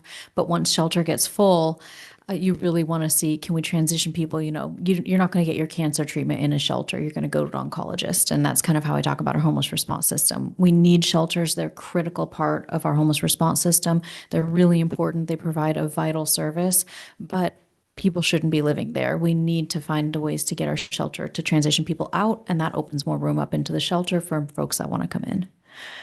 So this is just a quick slide. I won't spend too much time because it's a lot of data, but you've got it in front of you there. And this is our homeless response system outputs and outcomes going back to 2020, which is the year the Human Services Department was founded. This is pulling our data out of our database, Homeless Management Information System, HMIS. That's the database that we use. There's a few caveats on things that it might impact the data that you can see in the fine print there, but the big takeaways for this one that I think really stand out, total HMIS entries, households, almost 21,000 entries. That's 21,000 engagements with the homeless response system from 2020 to 2025. I will make a note that these numbers are deduplicated in each year, but could be duplicated between the years. So what that means is when you look at 2025 and you see 4,089 households engaged with HMIS, that's 4,089 unique households. But when you look back at 2024 and you see 4,412 households, it could be some of those same people if they were still homeless in 2024 and then in 2025. So in each year, it's unique, but year to year, it could be some of the same people in each year. But when you look here at exits to permanent housing, that number 8,208 is pretty significant. Over 8,000 people housed since 2020 in our community, which is really something to celebrate. And that probably is mostly unique because once somebody is housed, you would hope they stay housed. Of course, we know sometimes it doesn't work. Sometimes somebody, falls back off the wagon, ends up losing their housing again. But it's much more likely that those different numbers, even though they're not differentiated between years, if the programs are working, which we're usually seeing that they are because we don't see a lot of people exiting back into the system. We see the majority of people staying in housing once they're housed. That's about 8,000 unique households that are getting housed, which is great. Yeah, next slide. So the strategic plan, as Commissioner Curtis said, this was a plan that we worked on last year, and some of you may have been aware as we were working on it. I believe we might have come down at some point, and I know when your previous city manager was here, he was also involved towards the beginning of the year with the development of this plan. And this is really the driving document for the next 5 years to inform what our strategies are going to be as a community and also what the funding priorities will be for the commissioners when they're allocating those dollars. So this is a really important document. It really sets our marching orders within our department, and it really sets those priorities for all of the funding that we allocate. And this is one of the primary ways that we ensure that community feedback is being integrated into decision making and really has a tangible impact on how funding is spent. And this was, this is my second time doing a 5-year plan, and I was really thrilled with the way this year's turned out. I think we had something like 129 unique individuals participating in our strategic sessions across 79 different agencies and departments. We had 3 community engagement sessions on top of that up and down the valley. We had one right here in Sunnyside, engaging with community members with the understanding that those strategic sessions that we hosted were really critical to drill down and do this really important work of trying to get into the details with everybody, but also they were all day sessions that we were asking people to commit to, and a lot of regular community members who are interested in this issue, who are impacted by this issue, don't have all day to commit. So we also had after hours listening sessions where we'd come into the communities, and it was hosted when work ended, and it was just come, bring your concerns, bring your thoughts, bring your questions. And then we also had a survey that went out to educators, the McKinney-Vento liaisons, every single one of them in the county received a survey because educators, again, had the same problem. They're educating all day, so they didn't have a whole day to commit. And we had a couple subcommittees. We had a lived experience group, which is individuals who have experienced homelessness that participated in this. And then we also have our data committee, which is where we push through all of our goals to make sure that they're data driven and that they have measurables on the outside. So when we're looking at these goals, we know not only have we achieved them, but how can we measure and determine how well we're doing on them and what the impact is if we have achieved them. And then we also had a new addition this year where, again, Deputy Mayor Hart is now on our executive team through. We added a homeless cities and towns subcommittee as well, which is really exciting because it gives cities and towns a direct avenue to talk with us and to have representatives directly on the subcommittee, which is a little bit of a change to how we've done it before. Yeah, next slide. As Esther said, this is just a timeline that you can read on your own. It's a robust timeline, again, of where Human Services spent all year long engaging with the community. Next slide. All right, I'll let Esther talk about the key stakeholder sectors because I think that's important. Thank you, Commissioner. Yeah, as I said, we had 129 different stakeholders, 79 unique agencies in these strategic sessions that we did, which were these all-day sessions. And then we really focused in these sessions on targeting invites. Of course, it was open to anybody in the community, but we really wanted to make sure we were soliciting feedback from the key stakeholder sectors we'd identified, which were behavioral health, community members, education, for-profit businesses, government, healthcare and public health, homeless services, housing developers, individuals with lived experience, and public safety. So those were really the places where we went out and we really hit our outreach hard in those sectors, making sure we were pulling in voices because we felt like these were really the sectors in our community that have the most boots on the ground experience and are also really seeing the impact day to day of homeless issues. Next slide. All right, so when we get to it, this is your Yakima County strategic plan. So we've kind of narrowed it into 4 focus areas to make it really easy at a high level to kind of glance at it. And that's system improvement and accountability, prevention and early intervention, accessibility and housing, and community impact and engagement. I won't read all the fine print there because you've got it in front of you, but this is the really, really high level snapshot. And if you want to see the full plan that we published, it's available on our website, and it's something like 180 pages long. So this really gets much more granular and much more detailed for anyone who wants to dive in. We'll also hopefully in the next month or so be publishing a online version of this that's not just the static plan, but a more interactive online platform where you can drill down as much as you'd like, and eventually you'll be able to see sort of progress bars and keep track of what's getting done and when, because we really want to make sure the community has a finger on the pulse of not only this plan and all these great ideas, but is it actually happening? All right, we're going to wrap this up. So next slide is just a general overview of how you would interpret the plan. It's the look and feel again in this 120 something pages, but I tell people it's very specific, and it was that was a strategy we wanted. We wanted the community to know very specific, tangible next steps that the county government and local municipals alongside our service providers were going to take. Next slide. I like to show pictures. This is just a kind of a general snapshot that I like to share with people. You know, we did, I think, 3 trips to the West Side looking at different programs and services that they're offering over there that we're not able to offer here. Esther and I did, I think 4, if not maybe 6, community listening engagement sessions in the upper, lower, and middle valley. And so we spent a lot of time in even doing outreach and really going out and talking to our lived experience. Next slide. So first, I want to say thank you for your time this evening. You will notice towards the back of your packet, you will see 2 additional slides. Those are Commissioner Curtis's perspective, so I invite you to read those. And if you have questions or you want to challenge those, please reach out to me. I would love to grab coffee and or have us come back for a more elaborate presentation, because we can go all night, guys. I do have a quick question if I can. Thank you, Commissioner Curtis and Esther.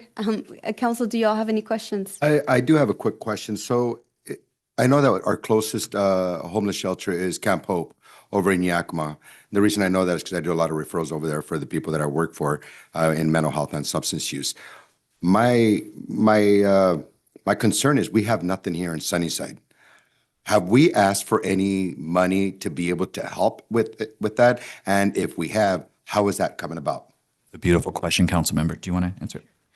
That was actually one of the goals in the 5-year plan when you go through it. One of the subtasks that Commissioner Curtis was pointing out is to explore opening a shelter in Sunnyside. I think it'll be a big push, but the hope is in the next 5 years to have some plan in place around opening a shelter in Sunnyside. We've also been discussing one in Toppenish, and there is currently a shelter in Wapato, and then, as I said, a part-time shelter in Toppenish, and the shelter in Toppenish is new as of when the Human Services Department has taken over. So we're slowly working our way south with more and more resources. I think that is really a critical component of our homeless response system that's missing. Yeah, and I would just say we recognize that there are a lot of resources that aren't offered in our lower valley, and so the plan does call to regionalize it, and that may or may not mean a physical shelter here, but at least daily transportation or some resources so that folks that need those services have the ability to access our larger shelters. We also do a lot of mental health and substance use, do a lot of referrals. I have several clients that I'm actually, several patients that I just sent over for 3.5 over ABHS. My concern is they come back to the community and they're still homeless. So one of the things that we're trying to do is we work with a lot of peer supports to be able to house them when they come out of inpatient. We're very limited, very, very limited, because a lot of them, we don't have the services here in Sunnyside. So a lot of them, we're having to refer them out to other cities, Yakima, where there's have more resources. So we're really very limited with that. How are you guys addressing that also? So you probably have heard the commissioners recently committed $6 million to a medical detox facility with a Yes. crisis component, and that is meant to be countywide, and we'll have transportation and working with law enforcement to ensure that drop-offs can be done for individuals in crisis. And then as a component of that, we're working really hard to do exactly what you're talking about. What are the warm handoffs to service so that that point of crisis and that point where they engage with medical detox isn't just a one-time detox process, but actually becomes a catalyst for change. So we are working on integrating that into the project as a component of it. Thank you.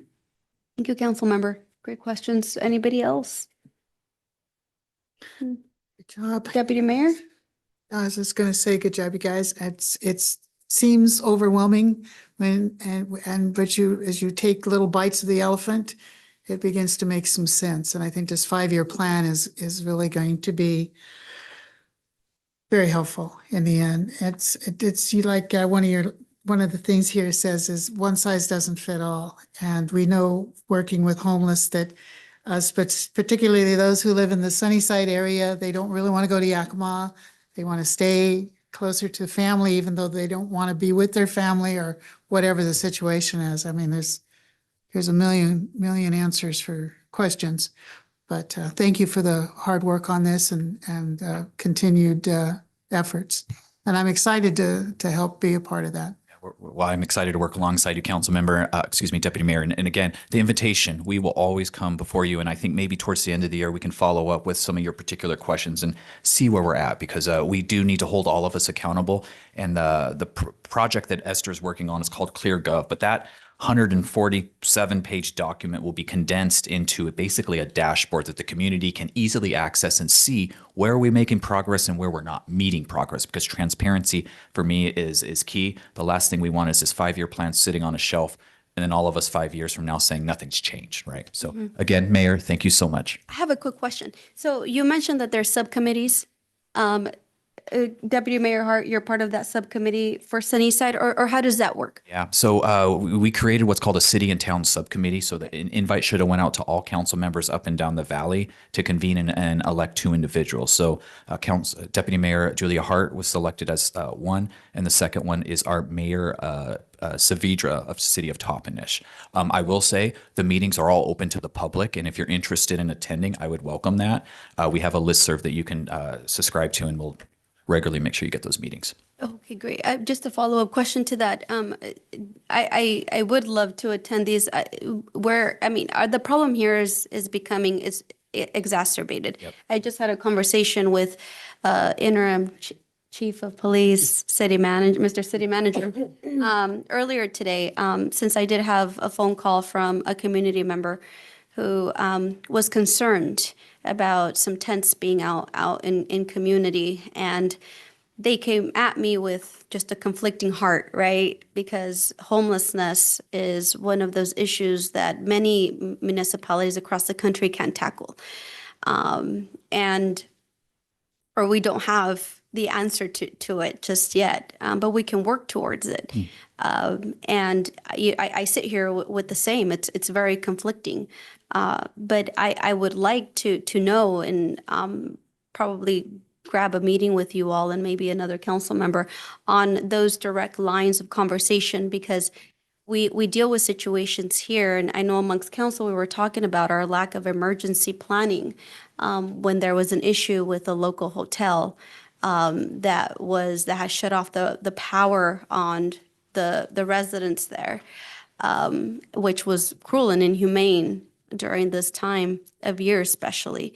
So I would like to understand what those direct lines are, and we don't have to answer that here, but I would like to discuss this with you on a one-on-one or with other folks who want to join, and probably join these meetings as well, because we face these situations, so we don't have an emergency plan. And then we're trying to pull in so many people from community, which is amazing. But if we have the monies available, we have the resources available, I want to know how we can leverage those. We have to get to a point where we're no longer putting a Band-Aid over the issue, but we're really dealing with it at the root cause. And I mean, it always goes to poverty, mental health, substance abuse. And like Councilmember Chavez mentioned, we have folks on the ground here, but they're also at capacity. And time over time, the Lower Yakima Valley is often overlooked. and is not being connected with. And I see here that y'all have surveyed people. How many of those people were from Sunnyside? 3%, if that helps. And I just wanted to mention too, I appreciate you bringing up your concerns about Sunnyside and also specifically the hotel. I was going to give a shout out to Chief Lehman / Interim City Manager Lehman and your Public Works Director. Our team has been working really closely with him, and actually Melissa Holm on my team was the one who got the power turned back on that building after the building owner turned it off. So my team has been down here every single week working with that motel manager. They've been here on weekends. And I've really worked to make sure ever since we've started here, every city manager of the city of Sunnyside, going back to Casey Martin, has had my direct number in case there's ever any issues related to homelessness. We do care about Sunnyside. We care about all the cities and towns. And I absolutely encourage you all. I can leave, if I have enough business cards for everybody, I can leave a business card if you don't already have my contact information. And of course, the interim city manager has our contact information now. Please don't hesitate to reach out. We always say we want to be here to support all of the cities. We're county employees, but we understand that this is a program that really is meant to work for every city within the county too, because I know that cities don't necessarily have their own human services departments. And so please reach out anytime. We're always here to help. And if somebody comes to you and they have a question, you can call us and we can see if we can help answer it. At this point, I think our team is actually trying to get worked into the YACBAC system in the city of Yakima so they can send their complaints that come in directly to us. So any kind of system like that you have here, we'd be happy to talk to you about how we could get better integrated into it and support you. Thank you. We'll definitely follow up. Deputy Mayor, I think. No, I'm done. Okay. Any other questions? No, just thank you guys for coming and for waiting this whole time to speak. No, that's what we do. Thank you, council. Thank you, mayor, deputy mayor. Thank you. Thank you, Commissioner. Thank you, Esther. Okay. Moving on to the next item on our agenda, which is the ambulance utility rate study presentation and rate adjustment requests. Provide direction and discuss with requested action on approving fee schedule amendments via resolution presented in separate agenda. I think that was probably a note for me. Mr. What's that? I'm sorry. The ambulance utility rate study presentation. So I think you're going to give a presentation tonight. Correct. So tonight I'll give you a brief presentation and then pretty much looking for requests You for. will be doing a presentation? Yes, Okay, ma'am. Sorry, I yeah. was a little So we'll be confused doing a with the note here. presentation. Okay, good. But the request will actually come on agenda item at our next meeting. Understood. Thank you. Okay, so if Jack, if you don't mind putting our presentation up on there. So tonight we'll be speaking on is in essence the culmination of over a year-long study we did with our consultant FCS group. And so kind of going a little bit back is FCS group came and provided presentation to council, albeit most of which were current council members were not either present or on the board at the time. And so we'll kind of give a real quick summary of that previous presentation. In addition, this has been brought to the previous finance committee as well as the current public safety subcommittee. So for those of you who this is duplication of information or you're hearing it again, I apologize, but I think it's important to kind of go over at least briefly. So again, for the last year, we worked with FCS Group to analyze and determine appropriate ambulance utility rates to continue to operate our services to the community. And so when they presented to council a few months back, they presented pretty much what they considered bookends. So the most extreme cases for if we wanted to continue at bare bones and to, hey, if we wanted to be completely independent with the EMS Enterprise Fund, this was the other end. And so obviously it portrayed a more reasonable number and then a very exorbitant number. And so the direction of council at that time, understandably, was we need to meet somewhere in the middle. And so that's exactly what we've done here. So we'll go over that. Next slide, please. And again, some of this will be duplicate information or something we've already discussed if you're a part of those subcommittees, but some just a real quick background on our department and some comparables. So City of Sunnyside Fire Department also operates the ambulance out of one centralized fire station. Our average call response over 5 years was 4,233 calls per year. For 2025, we ended the year with 4,401. Got to add that one in there. Emergency calls. which breaks down to our average call response per employee at 244. So if you compare that to similar agencies, we pulled three different agencies that we use as comparables based on city size, comparable operations. So for example, they operate an ambulance as well. And again, as similar in as many facets as we could tackle. And so for that was City of West Richland, which yes, they do operate as a fire district, but they operate out of the municipality. They run with 3 stations. They average 2,300 calls per year, and with their 25 staff members is an average of 92 calls per year per staff member. City of Pullman, 2 stations, average 3,700 calls per year, and again, 115 calls per full-time employee, which they have 32. And then the City of Moses Lake operates 2 stations. Now, granted, their call volume is a little higher than ours, but they operate with 46 staff members, which breaks down to 100 calls per staff member. And so different than what we're currently operating with. So next slide, please. And again, that's just to kind of provide some background. So one of the things that we discussed with our consultants right off the bat are some of our capital needs and what we're going to need, not just now, but looking 5, 10, 15, 20 years down the road. And so just a real quick overview with that. The additional stations expanding our response area, I shouldn't say response area, but our coverage area, which is what they consider to be standards of cover. And so what that does by in the future, potentially adding stations, it vastly improves our response times. It helps improve our Washington Survey and Rating Bureau ratings and helps us meet those NFPA standards, which NFPA, if you're not familiar, is the National Fire Protection Association. And they're the governing body, and they set all the standards for the fire service in the United States. So their standards are a response time from dispatch to on scene, from en route to on scene is 4 minutes. If even in the city limits of Sunnyside, from our one centralized station, there are certain pockets of the city that there's absolutely no realistic or safe way that we're going to be able to get there within 4 minutes. And again, that's a standard and a standard that we should be continuing to try and meet. Presentation I've provided you previously regarding training center or training grounds. We've kind of already had some of those discussions. Won't touch on that too much, but that was identified as a capital need. The additional, which is kind of what we like to consider a little bit lower hanging fruit, is the addition of line staff supervisors. So currently our line supervisors, we have 3 captains, and that is the extent of our line supervision. And so with that, in our most recent survey and rating audit, we received 26% credit for our line supervision out of course, 100. So that is an area that we want to improve not only for our rating, but also for the safety and oversight of our firefighters in our community. So with that being said, too, the additional capital need would be additional staff. And so if you take some of the background information we discussed and kind of put it into context here, if you take the national average of number of employees for the fire department per 1,000, the national average is 1.81 per 1,000. And currently the city of Sunnyside operates at 1.03. And then if you take a look at our response area that expands out, that number drops. But again, our concern is within the city limits of Sunnyside. Additional staff, equates to better call coverage, time on task, improved survey and rating, which at this point, with our number of staff numbers on our last rating, we received 31% credit. And that balances our level of operations, our call volume, and compares that to our staff numbers.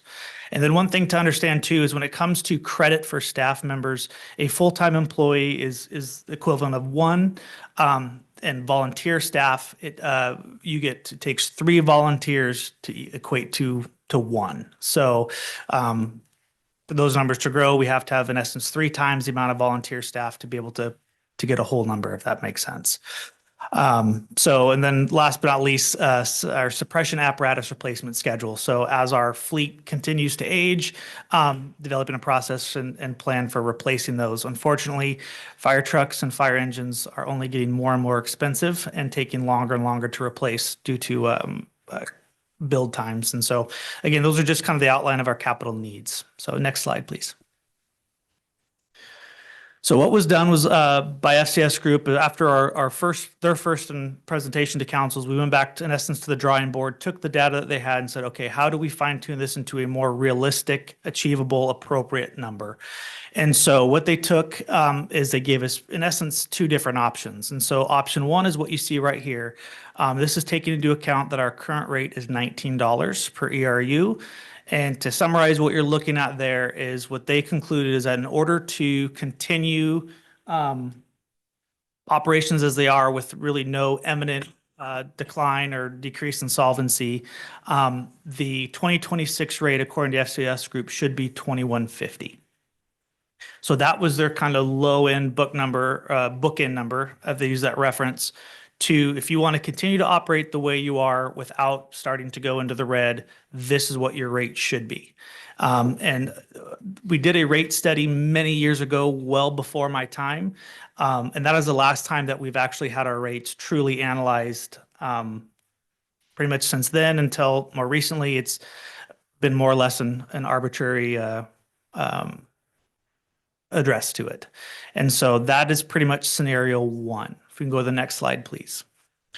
So taking into account, once she gets there, capital needs, this is what we had concluded of, okay, what do we need to start getting to the point where we can start addressing some of these capital needs? And so the first of which, and the more lower hanging fruit, is addition to our line supervision staff. And again, this is addressed not only with our survey and rating, but also with L&I requirements, safety requirements, and just best practice as a whole, in addition to NFPA standards.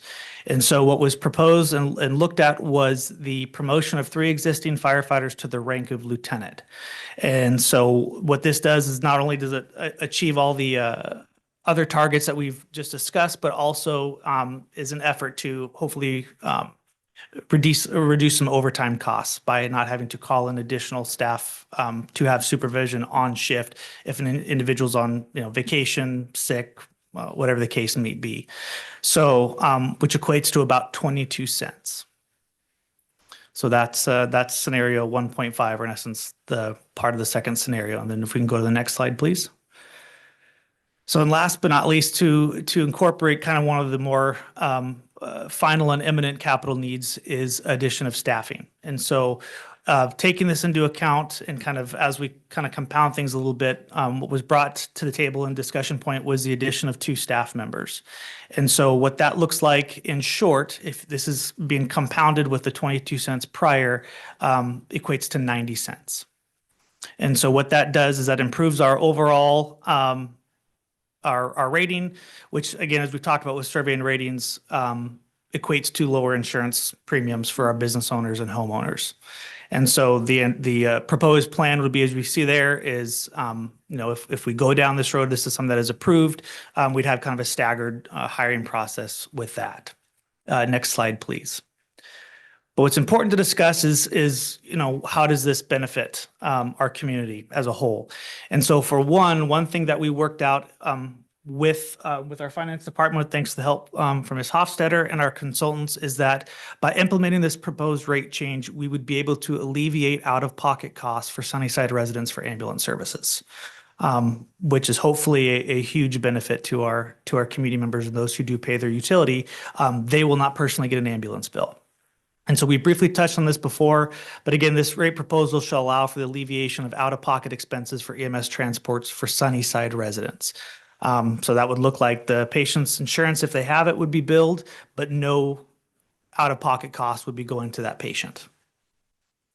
So then the billing process would remain unchanged for non-Sunnyside residents.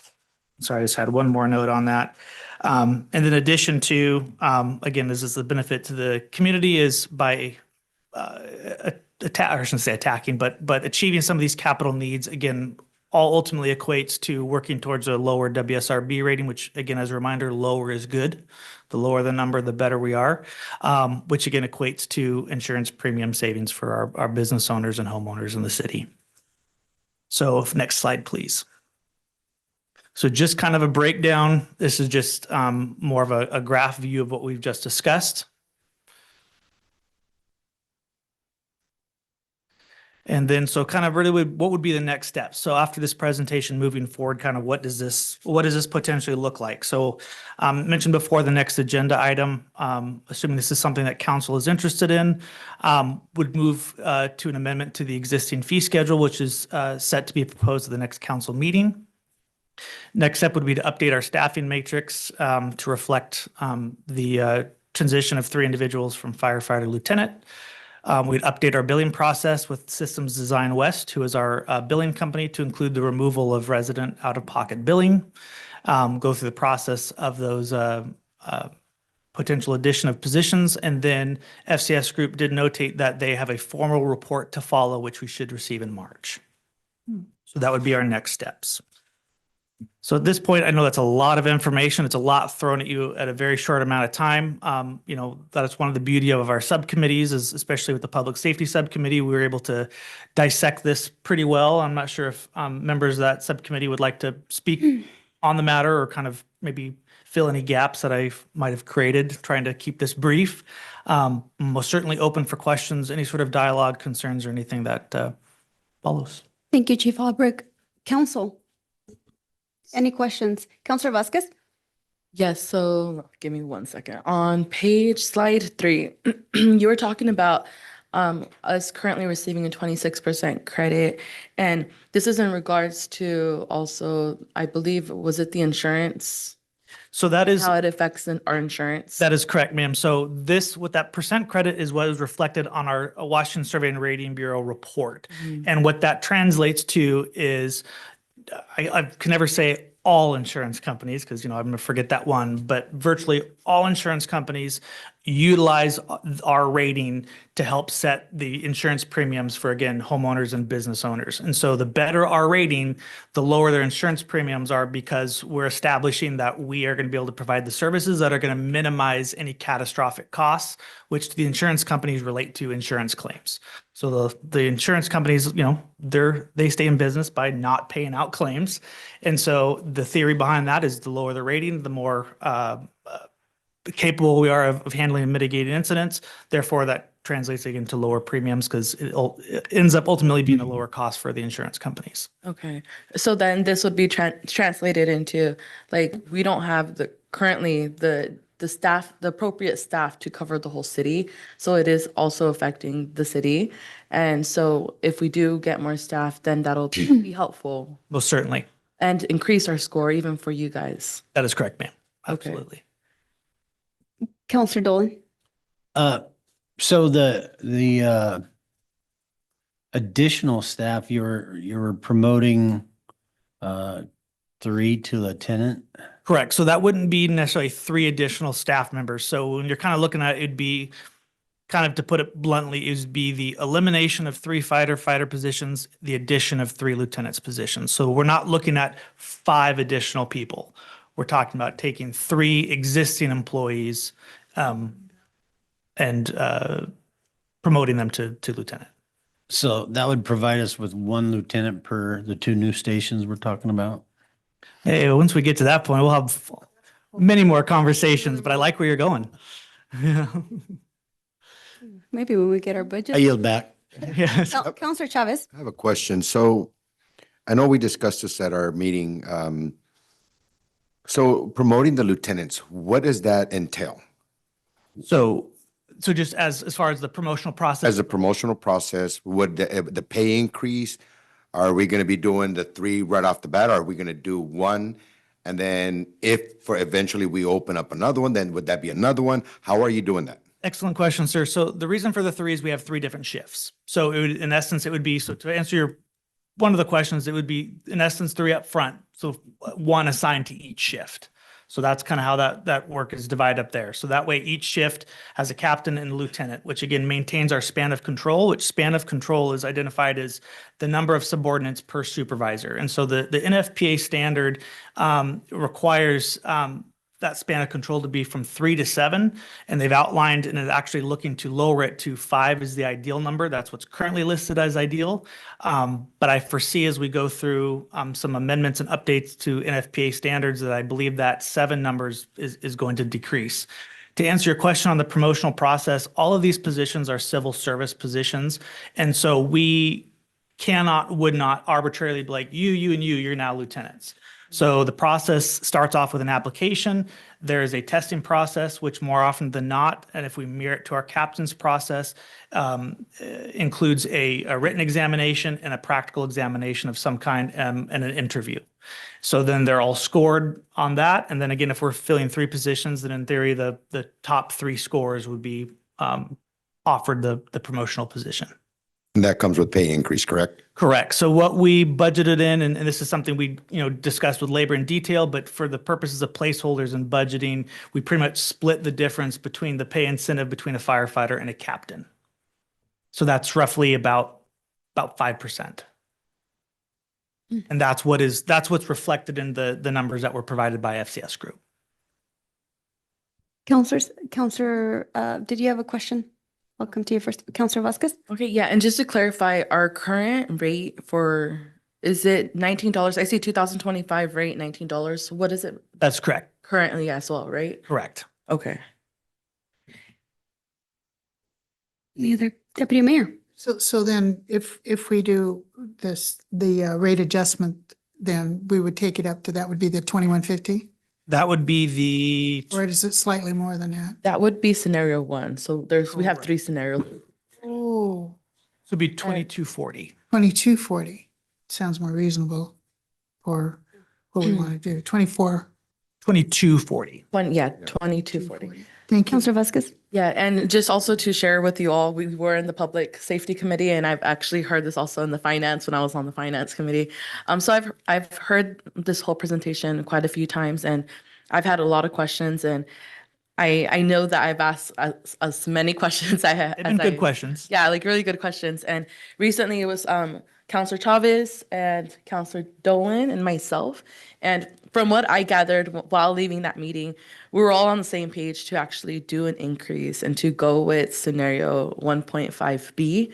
And if I recall correctly, even Counselor Chavez said, we just got to sell it and we just got to be communicative, right? And sell it to the community and explain why. And that it's not just a taking away, but we'd also be giving back and giving something to the community in exchange.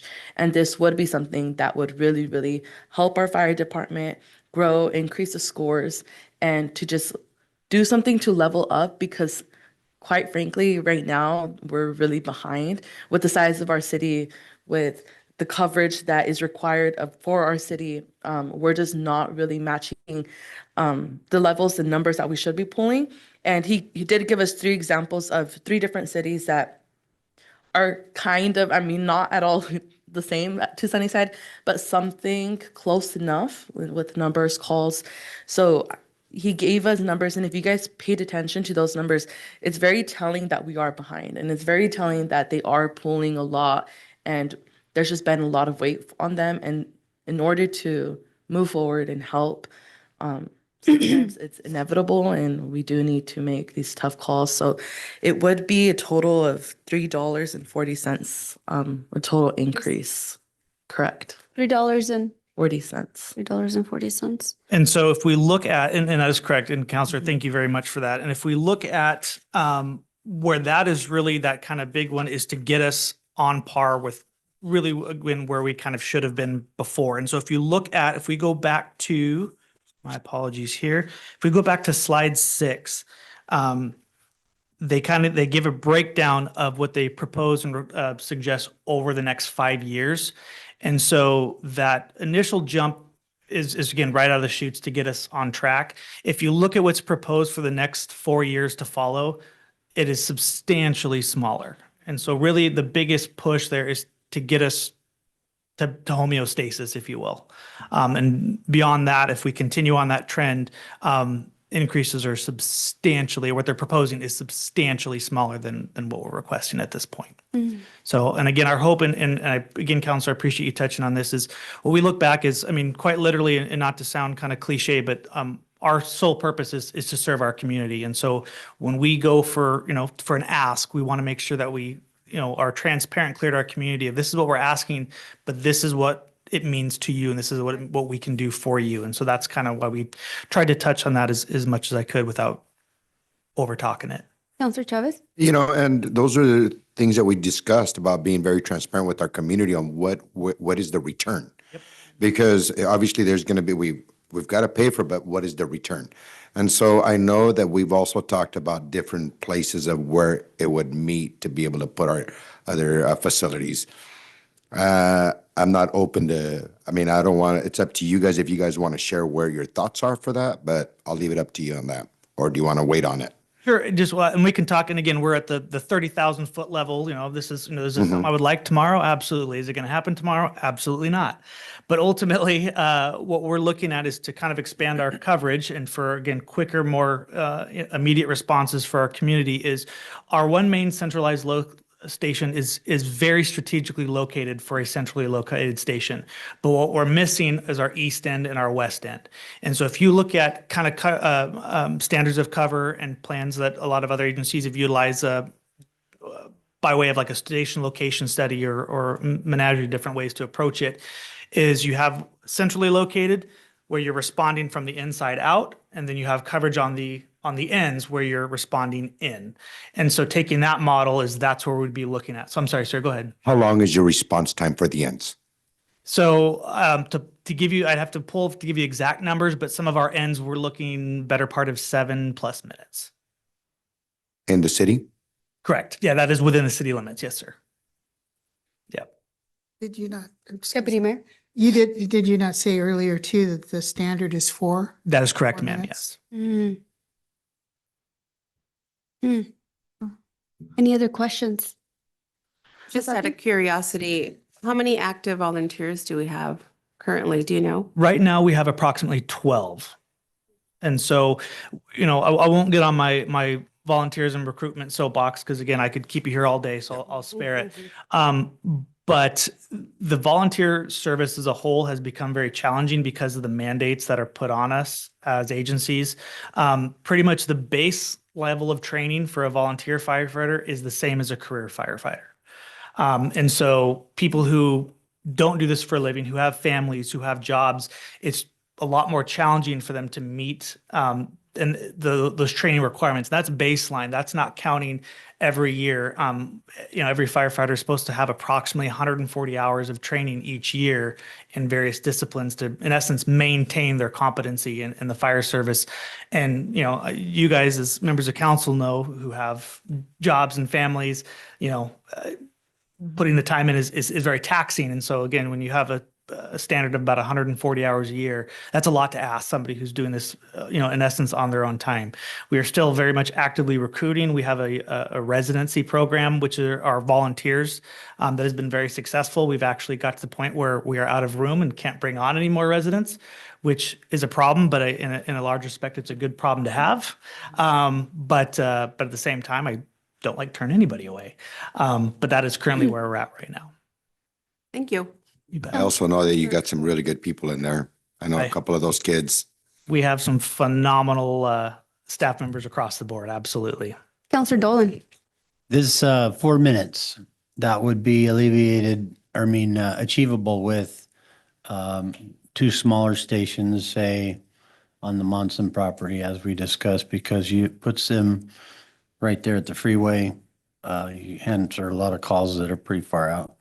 A lot of development going in there as well. Yes, sir. Yes, and then the other one, I know we have a lot of places out there near the Tucker Cellars situation, which by placing those new stations would be helpful to every city in the area as far as raising their percentages too. Correct. So there's that benefit doing the neighborly thing is, yes, I would provide assistance for them as well. Absolutely. Okay. And there'll be a yield different back. conversation That will be. once we get there. I believe we're not voting on this item. Mr. City Manager, you mentioned that we'll bring back a fee schedule and That's present it to correct. council. There are a couple of changes to the fee schedule that will come at once. He just needs direction on which of the 3 options that you're interested in, so that can be included in the fee schedule at the next meeting. What's the cheapest? Well, I was just going to ask the committee. Deputy Mayor?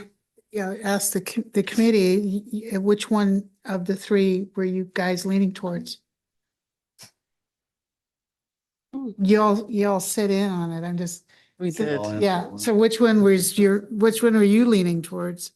I wasn't quite sure. We were leading with going with scenario 1.5B, the last one, which would be a total for a 2026 rate of $22.40.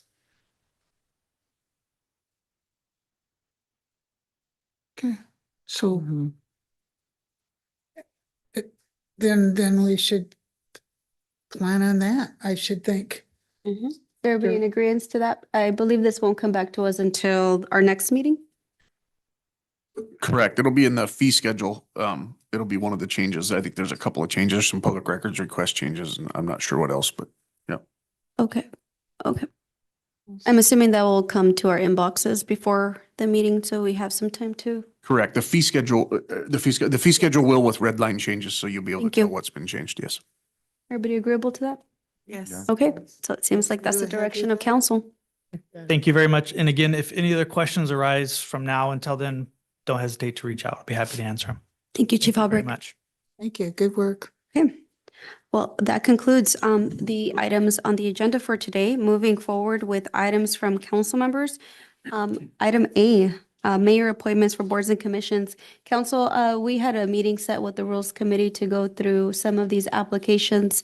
Unfortunately, Councilor Hart wasn't feeling too well, so we weren't able to meet and review, but we are working on scheduling in another meeting as soon as possible. So fingers crossed, come the next meeting, we have some updates for appointments. And Jackie, I believe have there been other applications coming in for other committees? We did receive one that had, I think, all of the committees checked. Okay, And then we had one for the Housing Authority. another one for the Yes, Housing and that Authority. one was a handwritten one. The other one that Oh. checked all of the boxes you should have received in your mailbox, your Okay. email. So everybody has those? Email or They automatically, when someone Email. submits them online, it goes directly to you all. Okay, I thought I saw it. So The just oth- making sure that everybody else has it too? Okay. The other one was by hand, so I'll have to email it to you right now. Thank you, Jackie. Okay, moving on, council request status report. Mr. City Manager or Jackie? I was just gonna say, I'm pulling that up right now.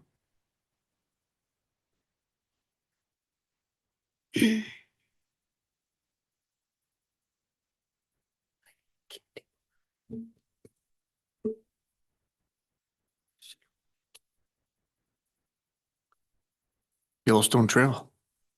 As of right now, I do not have any updates. I'm still just waiting on the sign. I did reach out to them and they are a little behind on sending out their signs. So as soon as I receive it, we will be putting it up. good deal. Temporary vendor permit. Mr. Taylor and I did discuss or reaching out to Julie we did have a question on one of the statements that she had posted on there. So Mr. Taylor's gone for this week, so I will hopefully be able to reach out to her tomorrow and get that question answered for him. The farm implement machinery, I'm assuming that falls to me now. I didn't know that until just now this meeting, so I will work on that prior to the next meeting. And the Boys and Girls Club, I guess that falls to me too. I'm not sure where he was at on that. I think we need to reach out to the folks in Prosser, I think was the plan. Yeah, that's the only one that's open close by. So I did schedule to see if I can meet with them next week. So we'll see where we're at with that. Excellent. And then community center, Mr. Mejia? I believe the community center is completed.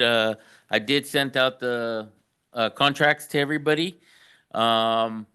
So with that being said, if it's okay that we have it removed, unless there is something else that needs to be completed there, I can surely work on it. Yeah, so I'll say this. So I know we have a new interim, so I've been meaning to meet up with you. That way we could discuss and have a meeting. I know a few volunteers want to get to know you and they have several questions regarding the community center. So we'll meet soon. Okay.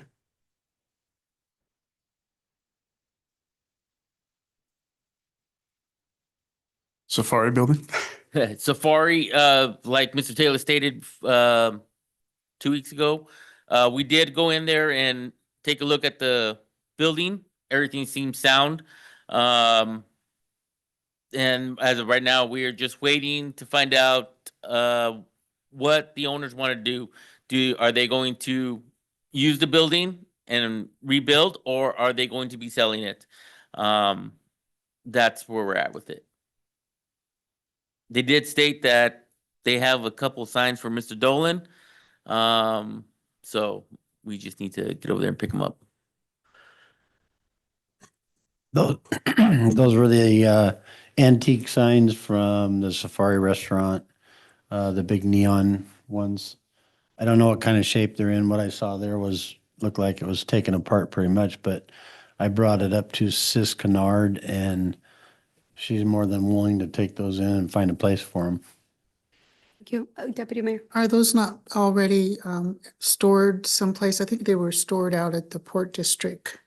They're at the city shops. They're at the city shop right now. Oh, they are at the city shop. Okay. At the street department, but they do have a couple signs inside the building itself, that, yes, that they're willing to part with. Yeah, we would end up with everything that was out there, it looks like, so. Good. Yeah. I think. Good. We can put them back together. The Yakima County Homeless Coalition, it states that we're receiving a presentation tonight, which we did. I don't know if there was something else that needed to be done on that. I'm not sure.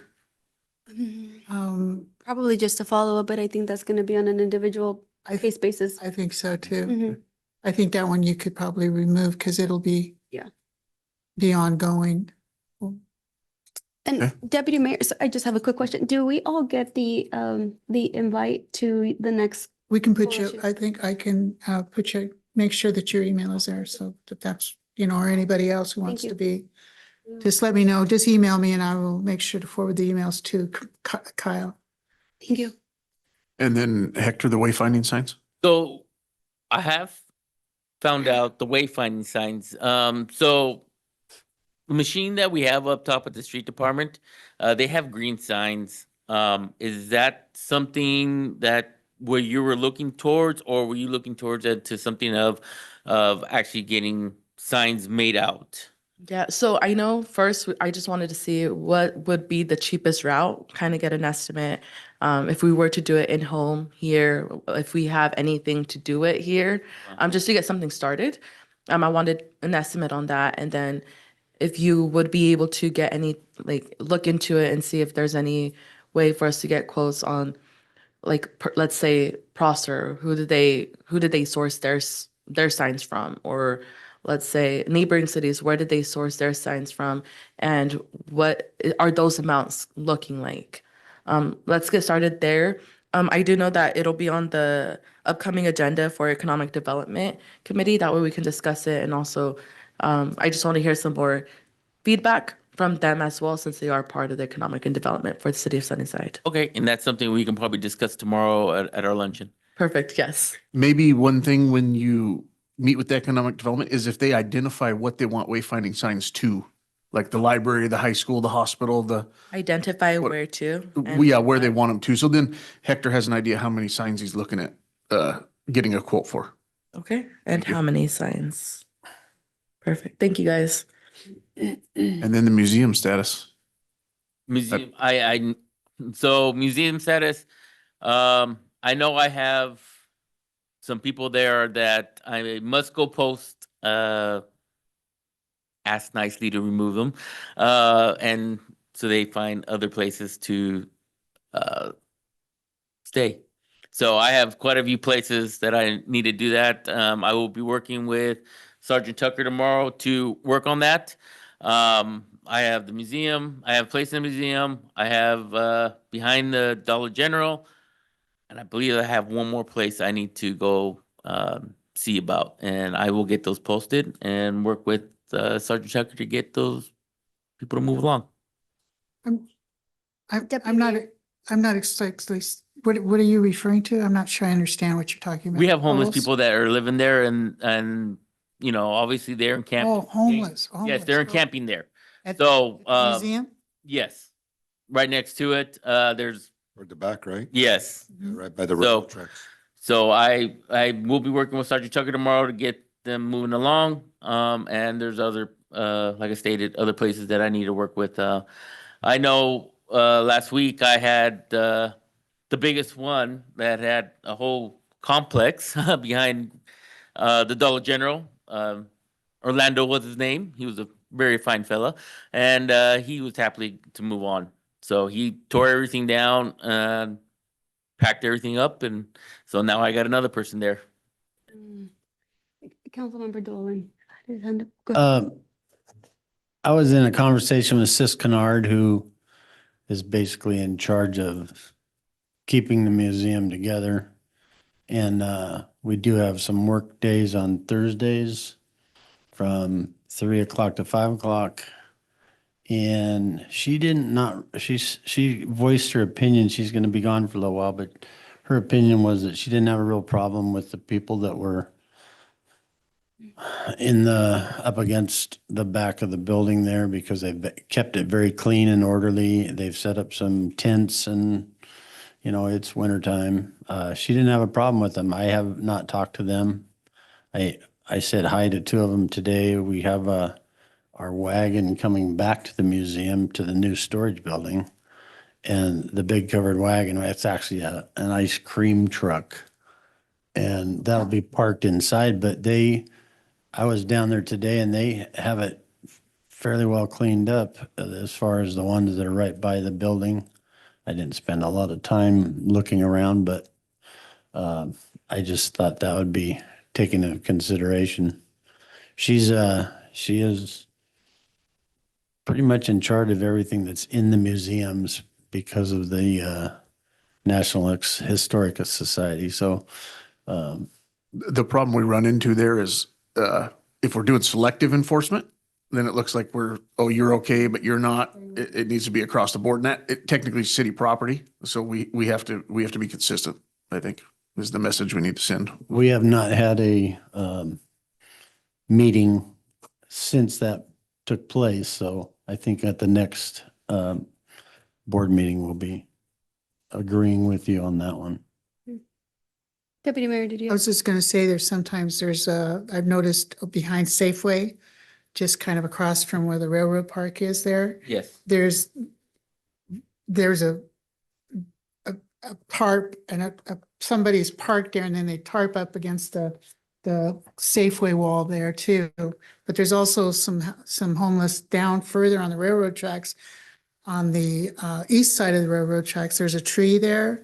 They like to camp out under that tree as well. I know that code enforcement's been out there a number of different times. Okay. Because it's close to the St. Joseph property, I think. And I'll be happy to look upon that and get that taken care of. I know I this morning found some at Centennial Park, and they covered the statue with the plastic for some odd reason. I have no idea, but Parks went over and took it down. So hopefully we can get that taken care of. Just so everybody's aware, so our plan when we come across these types of encampments, we want them to move, is to go contact them, give them 48 hours to gather their things, find a place and move, not just say, you got 20 minutes, get out of here. And so the plan tomorrow morning is Sergeant Tucker and Hector are going to go contact a couple of those places. And then what we can do is we can, because they have 48 hours, next time Human Services is down here, we can get them in contact with them and see if we can offer them some services. That was going to be my question. And are we offering them some type of service or something? Because I mean, I see them, and it's tough. And I also work with them, and finding housing for them. A lot of it is due to their mental health. But I'm hoping that our city is able to help them out in some way with resources. And if you need anything, let me know. I can get you all of that too. Had a great meeting with your sister today. How'd that go? It went really well. We'll talk about that when we get to our reports. To get back to her. The fire chief and I met with them today. So that's the plan tomorrow, is to try and give them an opportunity to move. So our big issue we have is a lot of them have ties to the community, whether that's family or maybe some have a job or something like that. And so they don't want to relocate to Yakima. And that's where we're running into some of the biggest issues. And we can't say, no, you're going. I mean, that's kidnapping. So we say, hey, are you interested in going? We'll arrange a ride to Camp Hope, whatever. And if they say, no, I'm not interested, okay. Then we're we're done. So. Well, may I add, that's a really good point, Counselor Chavez. I guess my question is, when enforcement is out there, they aren't human services. So are they being trained on how to take on or these situations, approach, de-escalation? I know that Sergeant Tucker goes out with y'all. I just want to make sure that all around the way that we can point out exactly where everybody is and has an encampment set up, but that's also not going to fix the problem. So I just want to make sure that we're approaching this in the most humane way. Correct. And resourced way as possible. Well, the best option is to take Yakima County Human Services with us because they are the human services for our area. They will if we request them. The issue is right now is Hector is your code enforcement officer because we don't have one. yeah, so I've been going out and talking to Yeah. the personnel. Orlando and I had lunch together. So, I bought him McDonald's and he was happy, and I gave him my monster. So he asked me if and I said, you can have it. So, yeah, so I've been out there talking to them. I mean, correct. The Camp Hope is there for them. Obviously with Camp Hope, they don't allow animals, and some of these homeless people have animals, and they want to keep them, and which is fine. I'm all for it. I'm an animal lover, but obviously there are some areas that are bad. Behind Tractor Supply. I went back there because I got a complaint saying there was needles back there. There was a bunch of needles. So, and I wouldn't want any of my staff to go back there and start picking them up. And I wouldn't want to do that to myself because, one stick and you never know what could happen. So, but long story short, yes, I do talk to them and see what we can do. Thank you. Thank you, Hector. Remind me, I'm going to give you some other resources that I have that I share with some of them, but not all of them come in for services. So I'll give you that resource. I'll take them to your office so you can also maybe you guys can give that to them when you guys meet with them. So they're able to at least have something. So I'll give you some of those resources. I appreciate that. Yes. So Corey and myself have been out there talking. So. Thank you. Thank you, Council Member. Councilor Sasati, and I want to turn it back to you to make sure we're not missing anything on that list.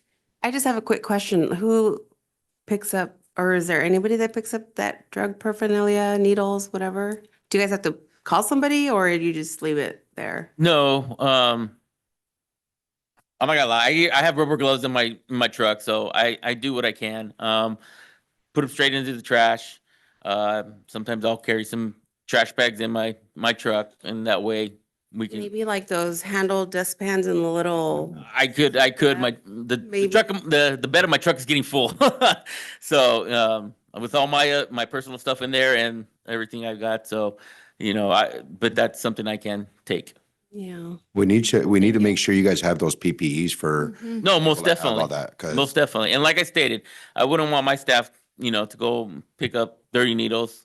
So if I can do it, I know that if I'm be careful, I'm also, Have you received the training on how to handle that? Actually, I have, to, I used to be a volunteer firefighter down in Grandview. So, I've been very careful. And we can provide any sort of PPE and sharps containers too, if it helps. We can do that. Hey, thank you guys for doing that. Thank you so much. Absolutely. Thank you. Madam City Clerk? Oh, yeah, okay, sorry. Should we move forward? Okay. To other reports, announcements, and/or questions by council. I'll go ahead and start at the end there with Councilor Chavez. No, I'm good. Thank you. Councilor Cesati? Me either. I don't have anything to report. Councilor Vasquez? Yes, I do. I actually have a few things. Give me 1 second.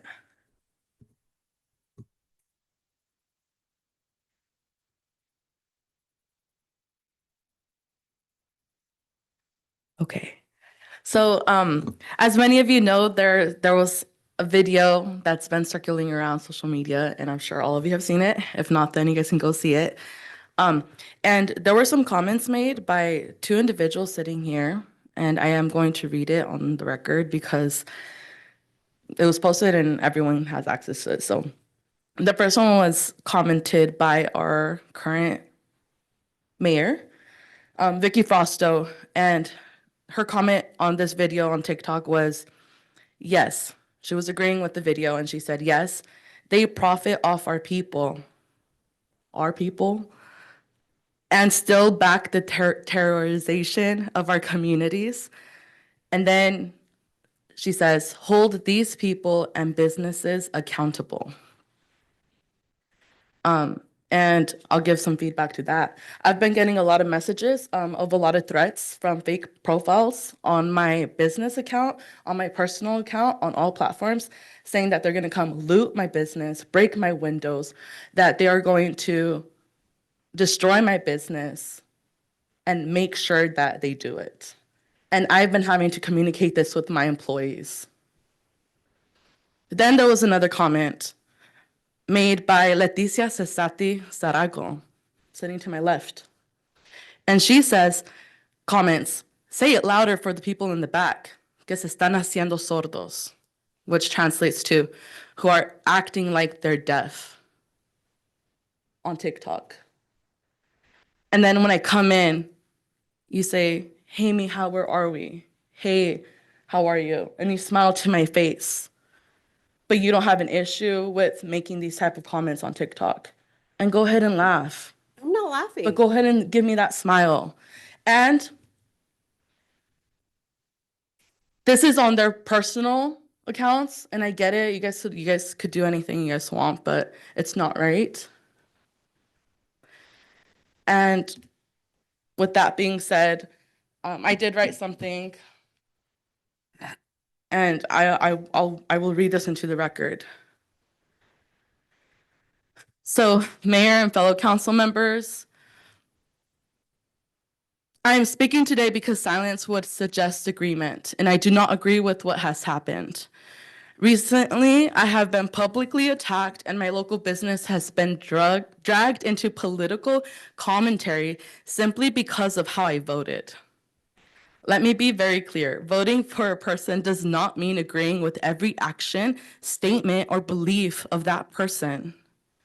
We all know this to be true because every one of us has voted for people or policies that we later then disagreed with. That is democracy. What is not democracy is targeting. What is not acceptable is allowing political differences to spill into public commentary that harms a local business, fuels misinformation, and places employees, who are real people, in the crossfire. I am a proud Hispanic Latina woman, and I am the daughter of an immigrant father. I worked 2 jobs. I worked in warehouses. I worked in the fields, including hop fields, pulling night shifts, working 2 jobs to afford the dream of opening my own business. I even sold my car to make it happen. My business exists because of sacrifice, faith, and perseverance. And I say this with humility and conviction. The business that I have was given to me by God, and only God can take it away. And go ahead and laugh, all of you. But while attacks may not break me, they do affect my employees. They affect their sense of security, they affect their families, and they send a message to our broader community. And that message right now is this.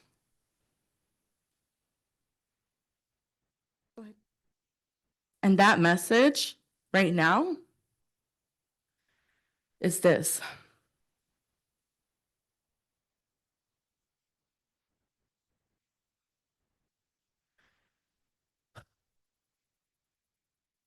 If you vote the wrong way, your livelihood may be targeted. And I want us to pause and truly ask, is that the message that we want to send in Sunnyside? What does this say to other small business owners, to future entrepreneurs, to those considering investing, opening, or expanding here? We say we want growth. We say we want progress. We say we want unity, but growth does not happen where fear exists. Progress does not happen where political retaliation is perceived. Unity does not happen when we publicly undermine one another. And I want to be very clear about something else too, is that despite everything that's happened to me, I honestly, I forgive you all. Literally, because I don't wish any of you to ever experience this. I don't ever wish any harm upon any of you. But forgiveness does not mean silence, and it does not mean acceptance. I am not afraid. I will continue to serve this city.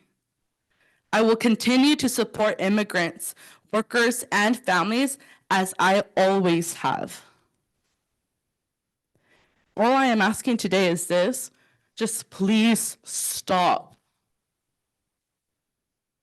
Stop allowing political disagreements to harm people's livelihoods. Stop sending signals that division is acceptable, and let us return to what we were elected to do, which is to work together for the betterment of Sunnyside as a whole.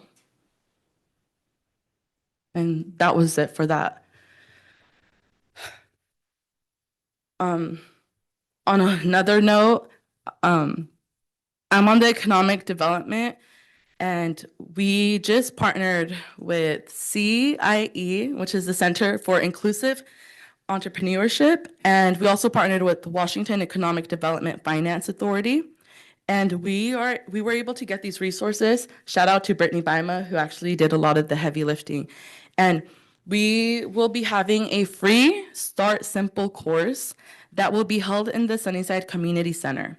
So we will be starting February 17th. There's actually a flyer. I'll be posting it so you guys could help share and spread the word. Every Tuesday, it's gonna start February 17th, and then it's gonna be a 4-day course. So it says, what you'll get from this will be free 4 interactive group sessions where you'll learn practical tools to assess your ideas, your potential ideas. Expert advice on testing your business ideas. You'll have one-on-one homework support. And the last course will be a final review of your Start Simple business plan. And all of these 4 courses will be free. It'll be February the 17th, February the 24th. Then it'll go into March the 3rd and March the 10th from 5:15 p.m. to 7:15 p.m. at the Sunnyside Community Center. Right now we have availability for about like 20 people. So you can register, and this will be a free event that will be done at the Sunnyside Community Center. And everyone, a lot of us from economic development will be there to kind of greet and host the event, and we'll be taking some refreshments and some snacks. So a free event, completely free. If you or if you know anyone who's wanting to start a business and doesn't know how to navigate the startup process, this is going to be a really good resource. I encourage you to just help spread the word, and that way we can help those who are wanting to start something new and they don't feel all alone, but we'll have some guidance. And that's it from my end. Councilor Vasquez, Councilor Dolan? I have, I'd like to request that we do a retreat. I am putting some of the framework together for that. I had a meeting the other morning with a person that is well-versed in helping municipalities put things go in the right direction. And I think it'd be probably within the next couple weeks, I'll try to have something put together. It's an open public meeting, but the public isn't allowed to speak at it. You can come and watch and listen. But it's a way for us to maybe become a team and start working together and get things straightened out. Thank you, Councilor Dolan. And I believe yield we back. have a retreat scheduled for sometime in March. I believe that's true. And I believe that's for strategic planning. Do you remember what date that was? Because I don't. I don't remember, but I remember there was a direction given by council to schedule something come March I have a study session on the 2nd. Is there anything else, or should we maybe round up the counselors and try to schedule in a strategic plan? I don't know if that came from you I or think it was. it was from, And okay. I don't know that we were planning to have it as a work study, but I think we wanted to have it that period of time. So maybe we could have it opposite a regular council meeting in the evening. So that next, it would be probably around the 16th. That is our open Monday night for March. is That's the our 16th. open Monday night. Well, maybe, Jackie, would it be easier for you to maybe send out an email? Maybe we and want to try pull the find council. Yeah. sometime around mid-March? Yeah, okay. Thank And you. that was a strategic one, but you're. Thank you for excuse me. doing that. Counselor Dolan, go ahead and finish. Yes, I was kind of curious about the strategic part of it, but the strategy for mine was going to be, let's be a team. I yield back. Thank you, Counselor Dolan. Deputy Mayor. I agree with Counselor Dolan as far as some team building efforts. There's some really good facilitators in our area who could put together a team building. And I think we are at that point. I think if we could coordinate it with a strategic plan, that would be good. But I think probably most importantly, we need to do the team building. It's a little bit different and but I think necessary. So I agree with Mr. Dolan on in that regard. Okay, was that your update? My update? Yes. I don't have anything to You don't have update. okay. Oh, go ahead. I just wanted to add that the team building is a lot more fun than it sounds. Hopefully, As long as you don't make me fall backwards and trust things. I hate those. as long as it's about the residents, that's what I'm here to do. Yes, I do. You bet. You'll enjoy. As Okay, long as there's treats. so it ends with me and I'm gonna start with I wasn't gonna say much to this, but since it's been brought up and my name has been invoked, my duty is to respond. Our city attorney is on the line, and Julie, I would really appreciate if you could interject, since you're here to advise the city and to protect the city from itself, meaning us, included as council members. If you could interject when one of us is allegedly violating an RCW. We just have a council member that used her position as a counselor to talk about her private business and the harms that allegedly came about due to comments online. And this was not the space or maybe the appropriate approach. Could you respond to that? Yeah, that's correct, Mayor. And if I had known that that comment may have been in the works, I would have cautioned you not to make it because it is a conflict of interest to use your position on a council to advocate for your own particular business. And I understand there's dynamics and things going on, and it may or may not involve other council members in their private capacities, but this is not the forum to do that. This should be conversations of matters that you as a council member have done or encouraged on behalf of the city. And so that would have been a conflict of interest. You were so far into it, I didn't feel it was my place to interject, but if a question had come from the chair, I would have said, yeah, this is not the appropriate conversation for that type of comment. And that is a conflict of interest. And I'd like to say something. Thank you. No, I have the floor now, Councilor Vasquez. And may I add, if I could sit here and just talk about everything that's been said online, including myself, with allegations that I attacked you personally, physically attacked you, Councilmember Vasquez. Those are disparaging. It is libel. Because as far as I remember, I don't have any recollection of me going up to you and attacking you. That's false. It's a false narrative. And quite frankly, it's also very dangerous, as you mentioned. These allegations that are false and are lies do put us, I think, in these predicaments where we don't even know what the real truth is. We point at each other, we point fingers, and we try to villainize each other, and some try to victimize themselves, in generally speaking. I don't think it's healthy for the work. I don't think it's healthy for the residents of Sunnyside to be seeing this type of discourse on the dais. My comment on social media is something that I stand by when I call for accountability of industry that is harming our residents. I have sat on this dais years, maybe a year or two ago, and I called out other industry that I believe has been or that has been known to be harming our residents, and I'm here to serve them. And none of us are above accountability. No small business is above accountability. No industry here in Sunnyside is above accountability, or staff members, or even community members. I think we are here to hold each other accountable. That comment was made when I didn't even know it was, and you can believe this or not, when I didn't even know it was regarding your business. I do not wish for anybody to go and loot anything or to harm anyone or to bring out any violence. I completely condemn that. And none of us should be doing that to one another, or attracting that type of behavior onto one another. Again, I sit here and I condemn any type of violence or harm towards anybody here. And I do want to also read something that I had written, because I believe that a lot of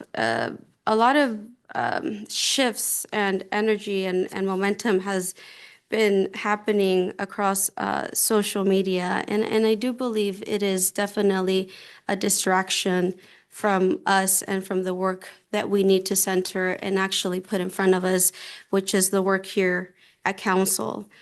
And I want to be very clear and take this opportunity to address the community who might be watching online, who might be on Zoom, staff that's in front of us, and those who are here in the chambers. And I do want to be clear about my focus as mayor, because that term is also invoked time and time again on social media and different platforms. Yes, I am the mayor. I am Vicky Frausto, and I am the mayor of the city of Sunnyside. And I did not run for office to manage social media narratives or engage in personal distractions. I ran to do the hard work this community has been waiting on for far too long. Right now, people in Sunnyside, let me remind my fellow council members that they are worried about whether they can afford their utility bills as rates continue to increase.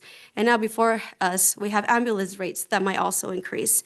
That's what the people are worried about. They're worried about the lack of housing that is existing here in community, the lack of good paying jobs that is also non-existent, and whether their kids have safe, meaningful programming to go after school, because our community center is still not staffed. We are facing a growing homelessness crisis, which we were just presented on, and a real budget challenge. And you could attest to this, Ms. Hofstetter. Those are issues that deserve our time, our energy, and our leadership. I will not be pulled into negativity or rhetoric that distracts from that work. That is not what our community deserves. What Sunnyside deserves is action, solutions, and leaders who are willing to stay focused even when it is uncomfortable. In this role, I will choose to lead with commitment to moving the city forward, and to the people that you don't always see at the microphone, but who feel the impact of our decisions every day.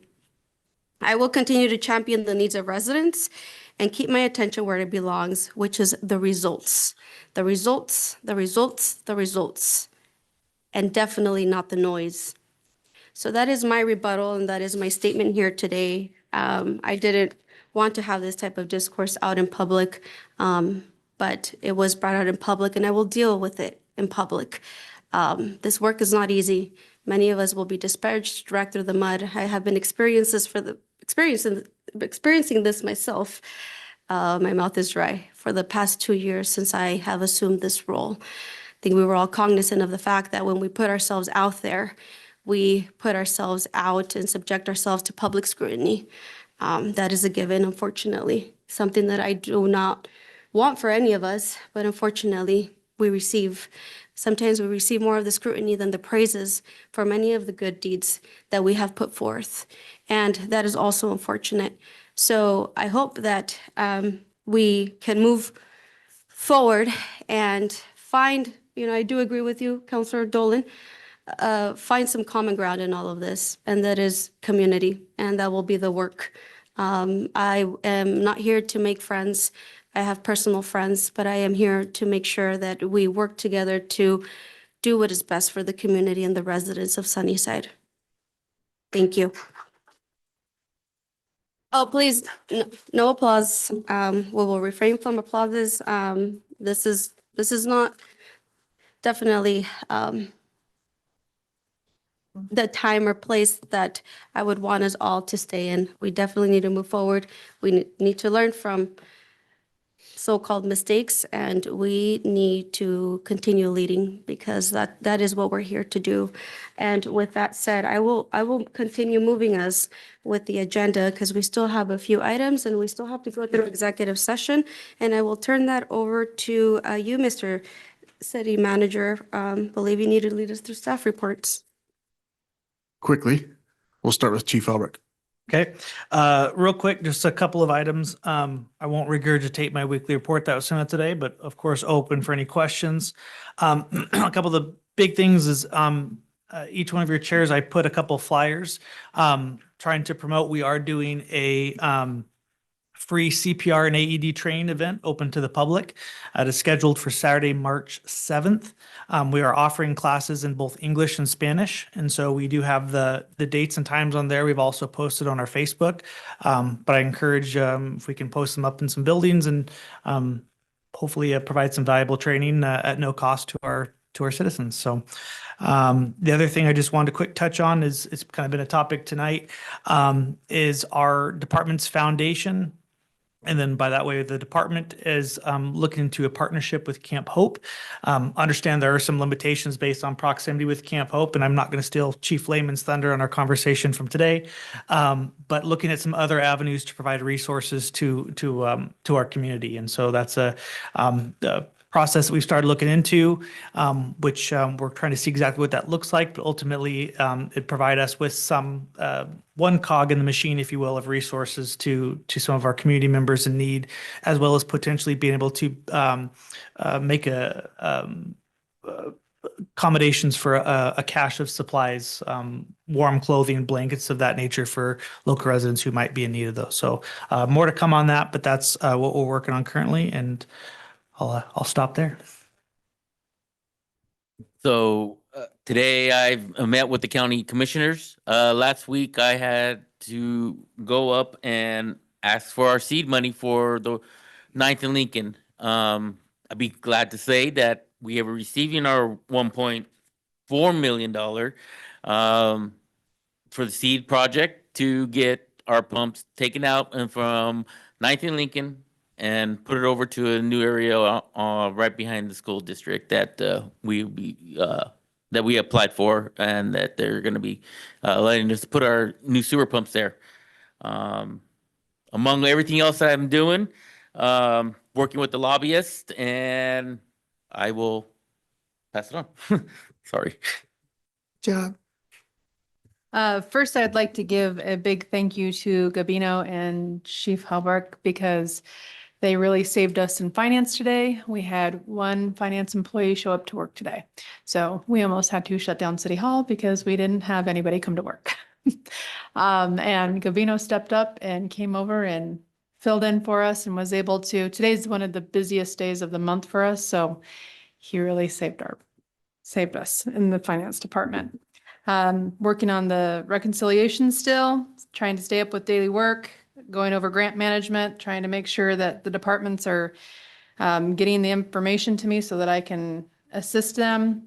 Trying to keep on top of purchases. Also, while we just had the rate adjustments in utility billing, so I've been checking in with utility every day just to kind of gauge where customers are at, if they have any comments or how they're doing with the changes.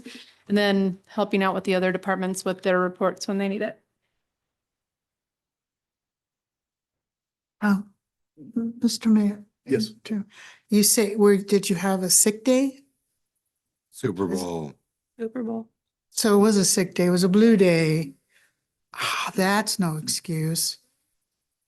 It is the most, so I read that it's the most day that people miss in our Absenteeism. country is the Oh, Monday after Super Bowl. those naughty people.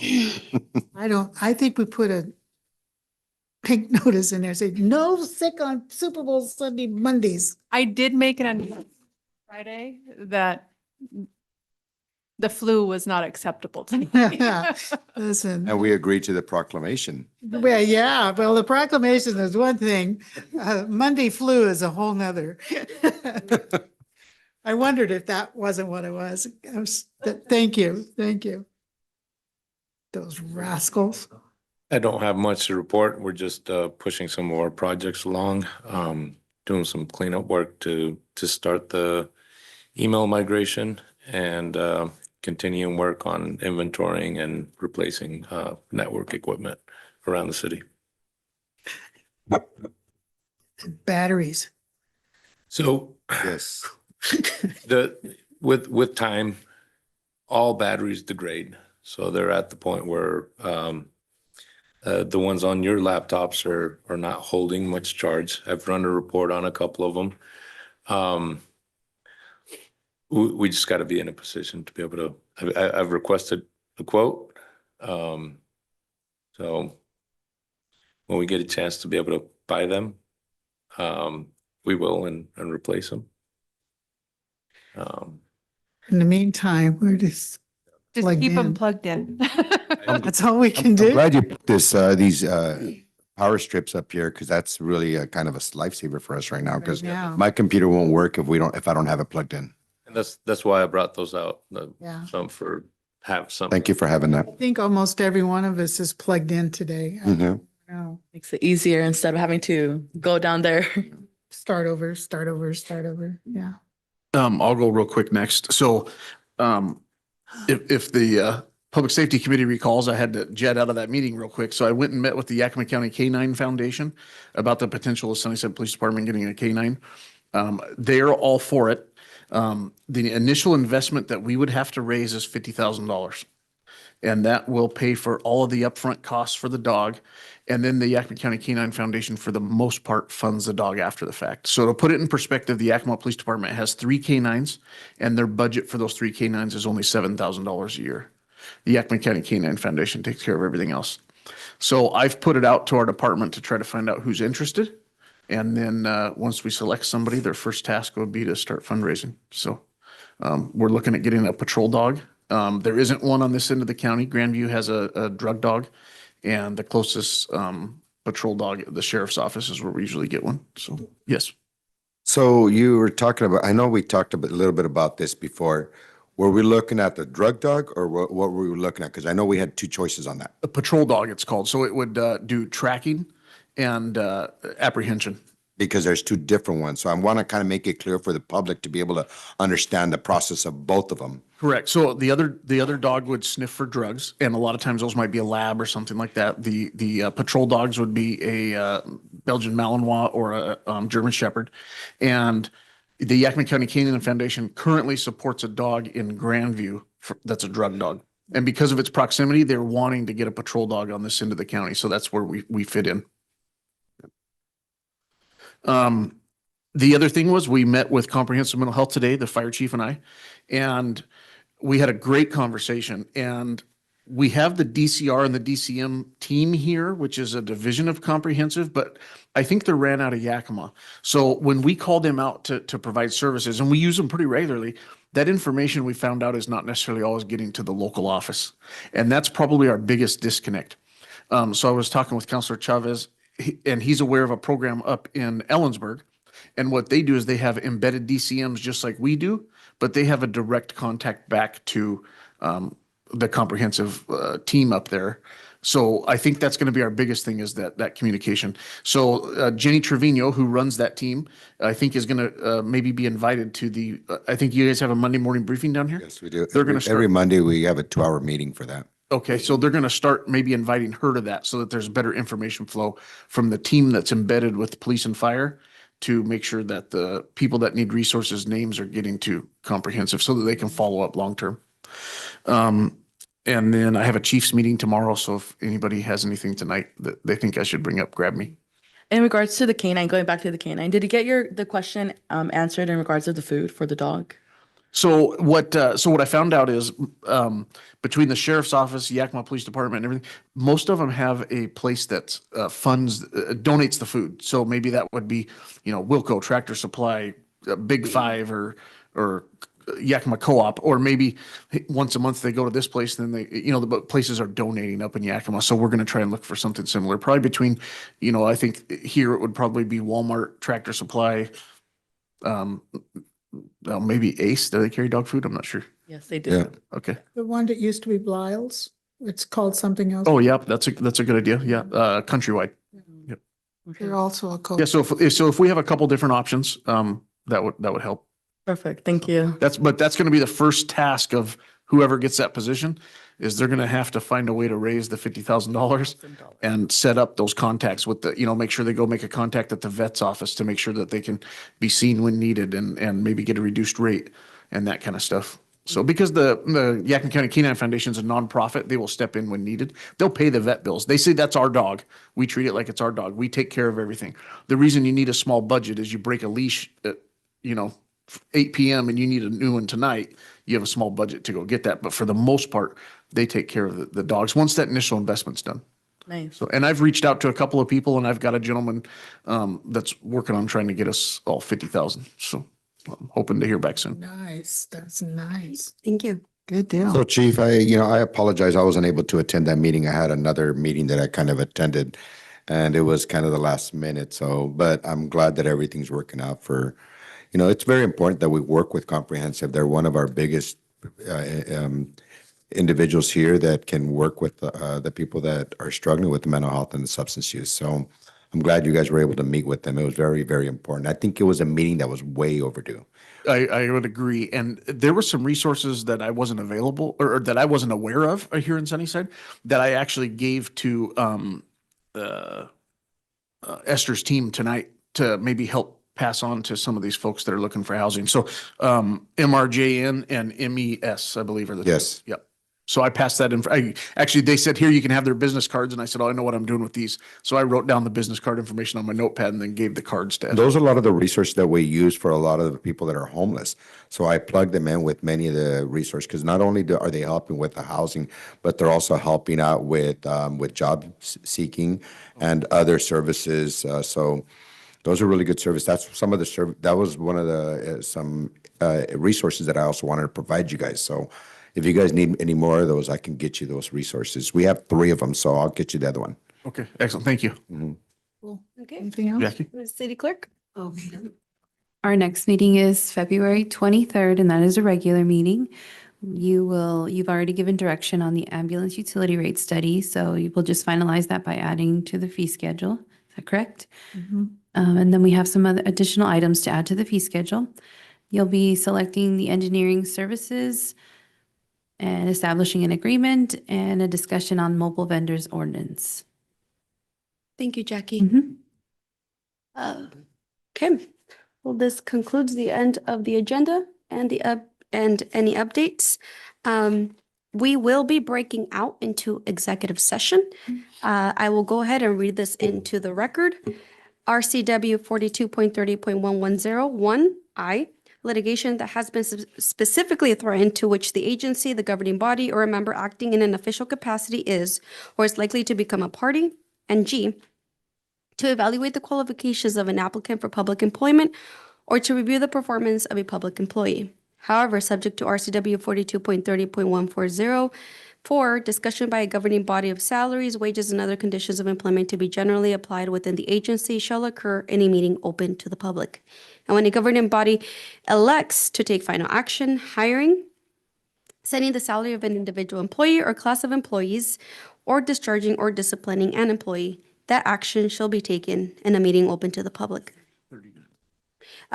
Executive session right now is listed as 15 minutes, but we will go ahead and be extending that to 30 minutes, council. Julie, could you advise me if I have to announce if we will be taking action or not? I don't have action planned if that's what the question is. So Okay. I'm not anticipating any action. Will we go into executive session? You might want to vote to extend the meeting. Well, we're still. Does, Jackie, does, the executive session time count against the, We haven't before. Julie, do you have an opinion on it? If the executive session extends the 3-hour limit for a regular meeting? We haven't done that before when it's the executive session. I would interpret it to be part of it. So and especially because you have action planned after in terms of the council comments, or not council comments, but that additional public comment period. So I would, oh, okay, so, motion. Okay, council, can I Deputy Mayor is out, but could I entertain a motion to extend the meeting by 30 minutes? I make a motion to, yeah, 45? 45 to be safe. I make a motion to extend our executive session for 45 minutes. 35. you're extending the full meeting Council meeting. To extend the council meeting for 45 minutes. 45 minutes. I second that. Okay. Should I do a roll call on this, Jackie? Yeah. Okay, Counselor Chavez? Yes. Counselor Cesati? Yes. Counselor Vasquez? Yes. Counselor Dolan? Yes. Deputy Mayor is now entering the room. We are entertaining a motion's on the table, and it has been seconded to amend the time of the council meeting to extend it 45 minutes to allot the time of the executive session because we're about 5 minutes away from hitting our mark. You all said yes? Yes. Part of the job. I'll say no. I'll be out there. Do you want to put that on record, Deputy Mayor? Well, since I already went to the restroom, I guess we can go 45 more minutes. Okay, I too vote yes, motion carries. Okay, so if I can ask everybody to please exit, please take your belongings. We will be out for executive session for 30 minutes. And we will be notifying you all as soon as we're done so we can come into regular session and close it. One moment. Live stream has started, recording has started, meeting has been unlocked. We're ready whenever. Okay, and we're back from our executive session. There will be no action. It is now 9:44. And council, if there are no other items for the good of the order, and if there is no objection, we are now adjourning this meeting at oh my goodness, we have public comment. Wow, I digress. You don't want to. It's not, it's time to go home. You already talked. You already Jeez. talked. Okay, Sure. all right, well, Okay. we didn't meet at rules to discuss this I part, know, so we were gonna do you are, You're- Mr. Alvarez, you are correct. There is public comment. I will hold Don't off on forget adjourning the agenda. meeting until, how are we doing this? Was there a separate sign-up sheet for this? No? Okay, No. okay, all right. Go ahead and approach the podium, and you still have 3 minutes? We have 3 minutes. On Alvarez, Sunnyside. I just wanted to address something that was mentioned earlier by somebody out in the audience, and I was hoping Jackie could verify this. The records request. Did I submit that record request as requested? Because I searched in Jim's emails and I provided the records to those that requested them online. okay, so that is a yes. Yes, yes. Okay, that's all I wanted to clear up. So anybody that's requested it, I think Julie may be the only one that's hasn't seen them, I don't think, but the requesters that have asked for it have received it. Okay, thank you very much. Thank you, Mr. Alvarez. You. We'll let you off the hook now. Won't beat you with whips. I need to go. Anybody else in the audience wanting to do public comment? Say no, say no, say no, say no. Okay, all done. Let's Yeah, go home. okay. So that was the only public comment that I believe we had. So now, if there are no objections from council, we can go ahead and adjourn this meeting at 9:46 Okay. PM. Bye, Julie.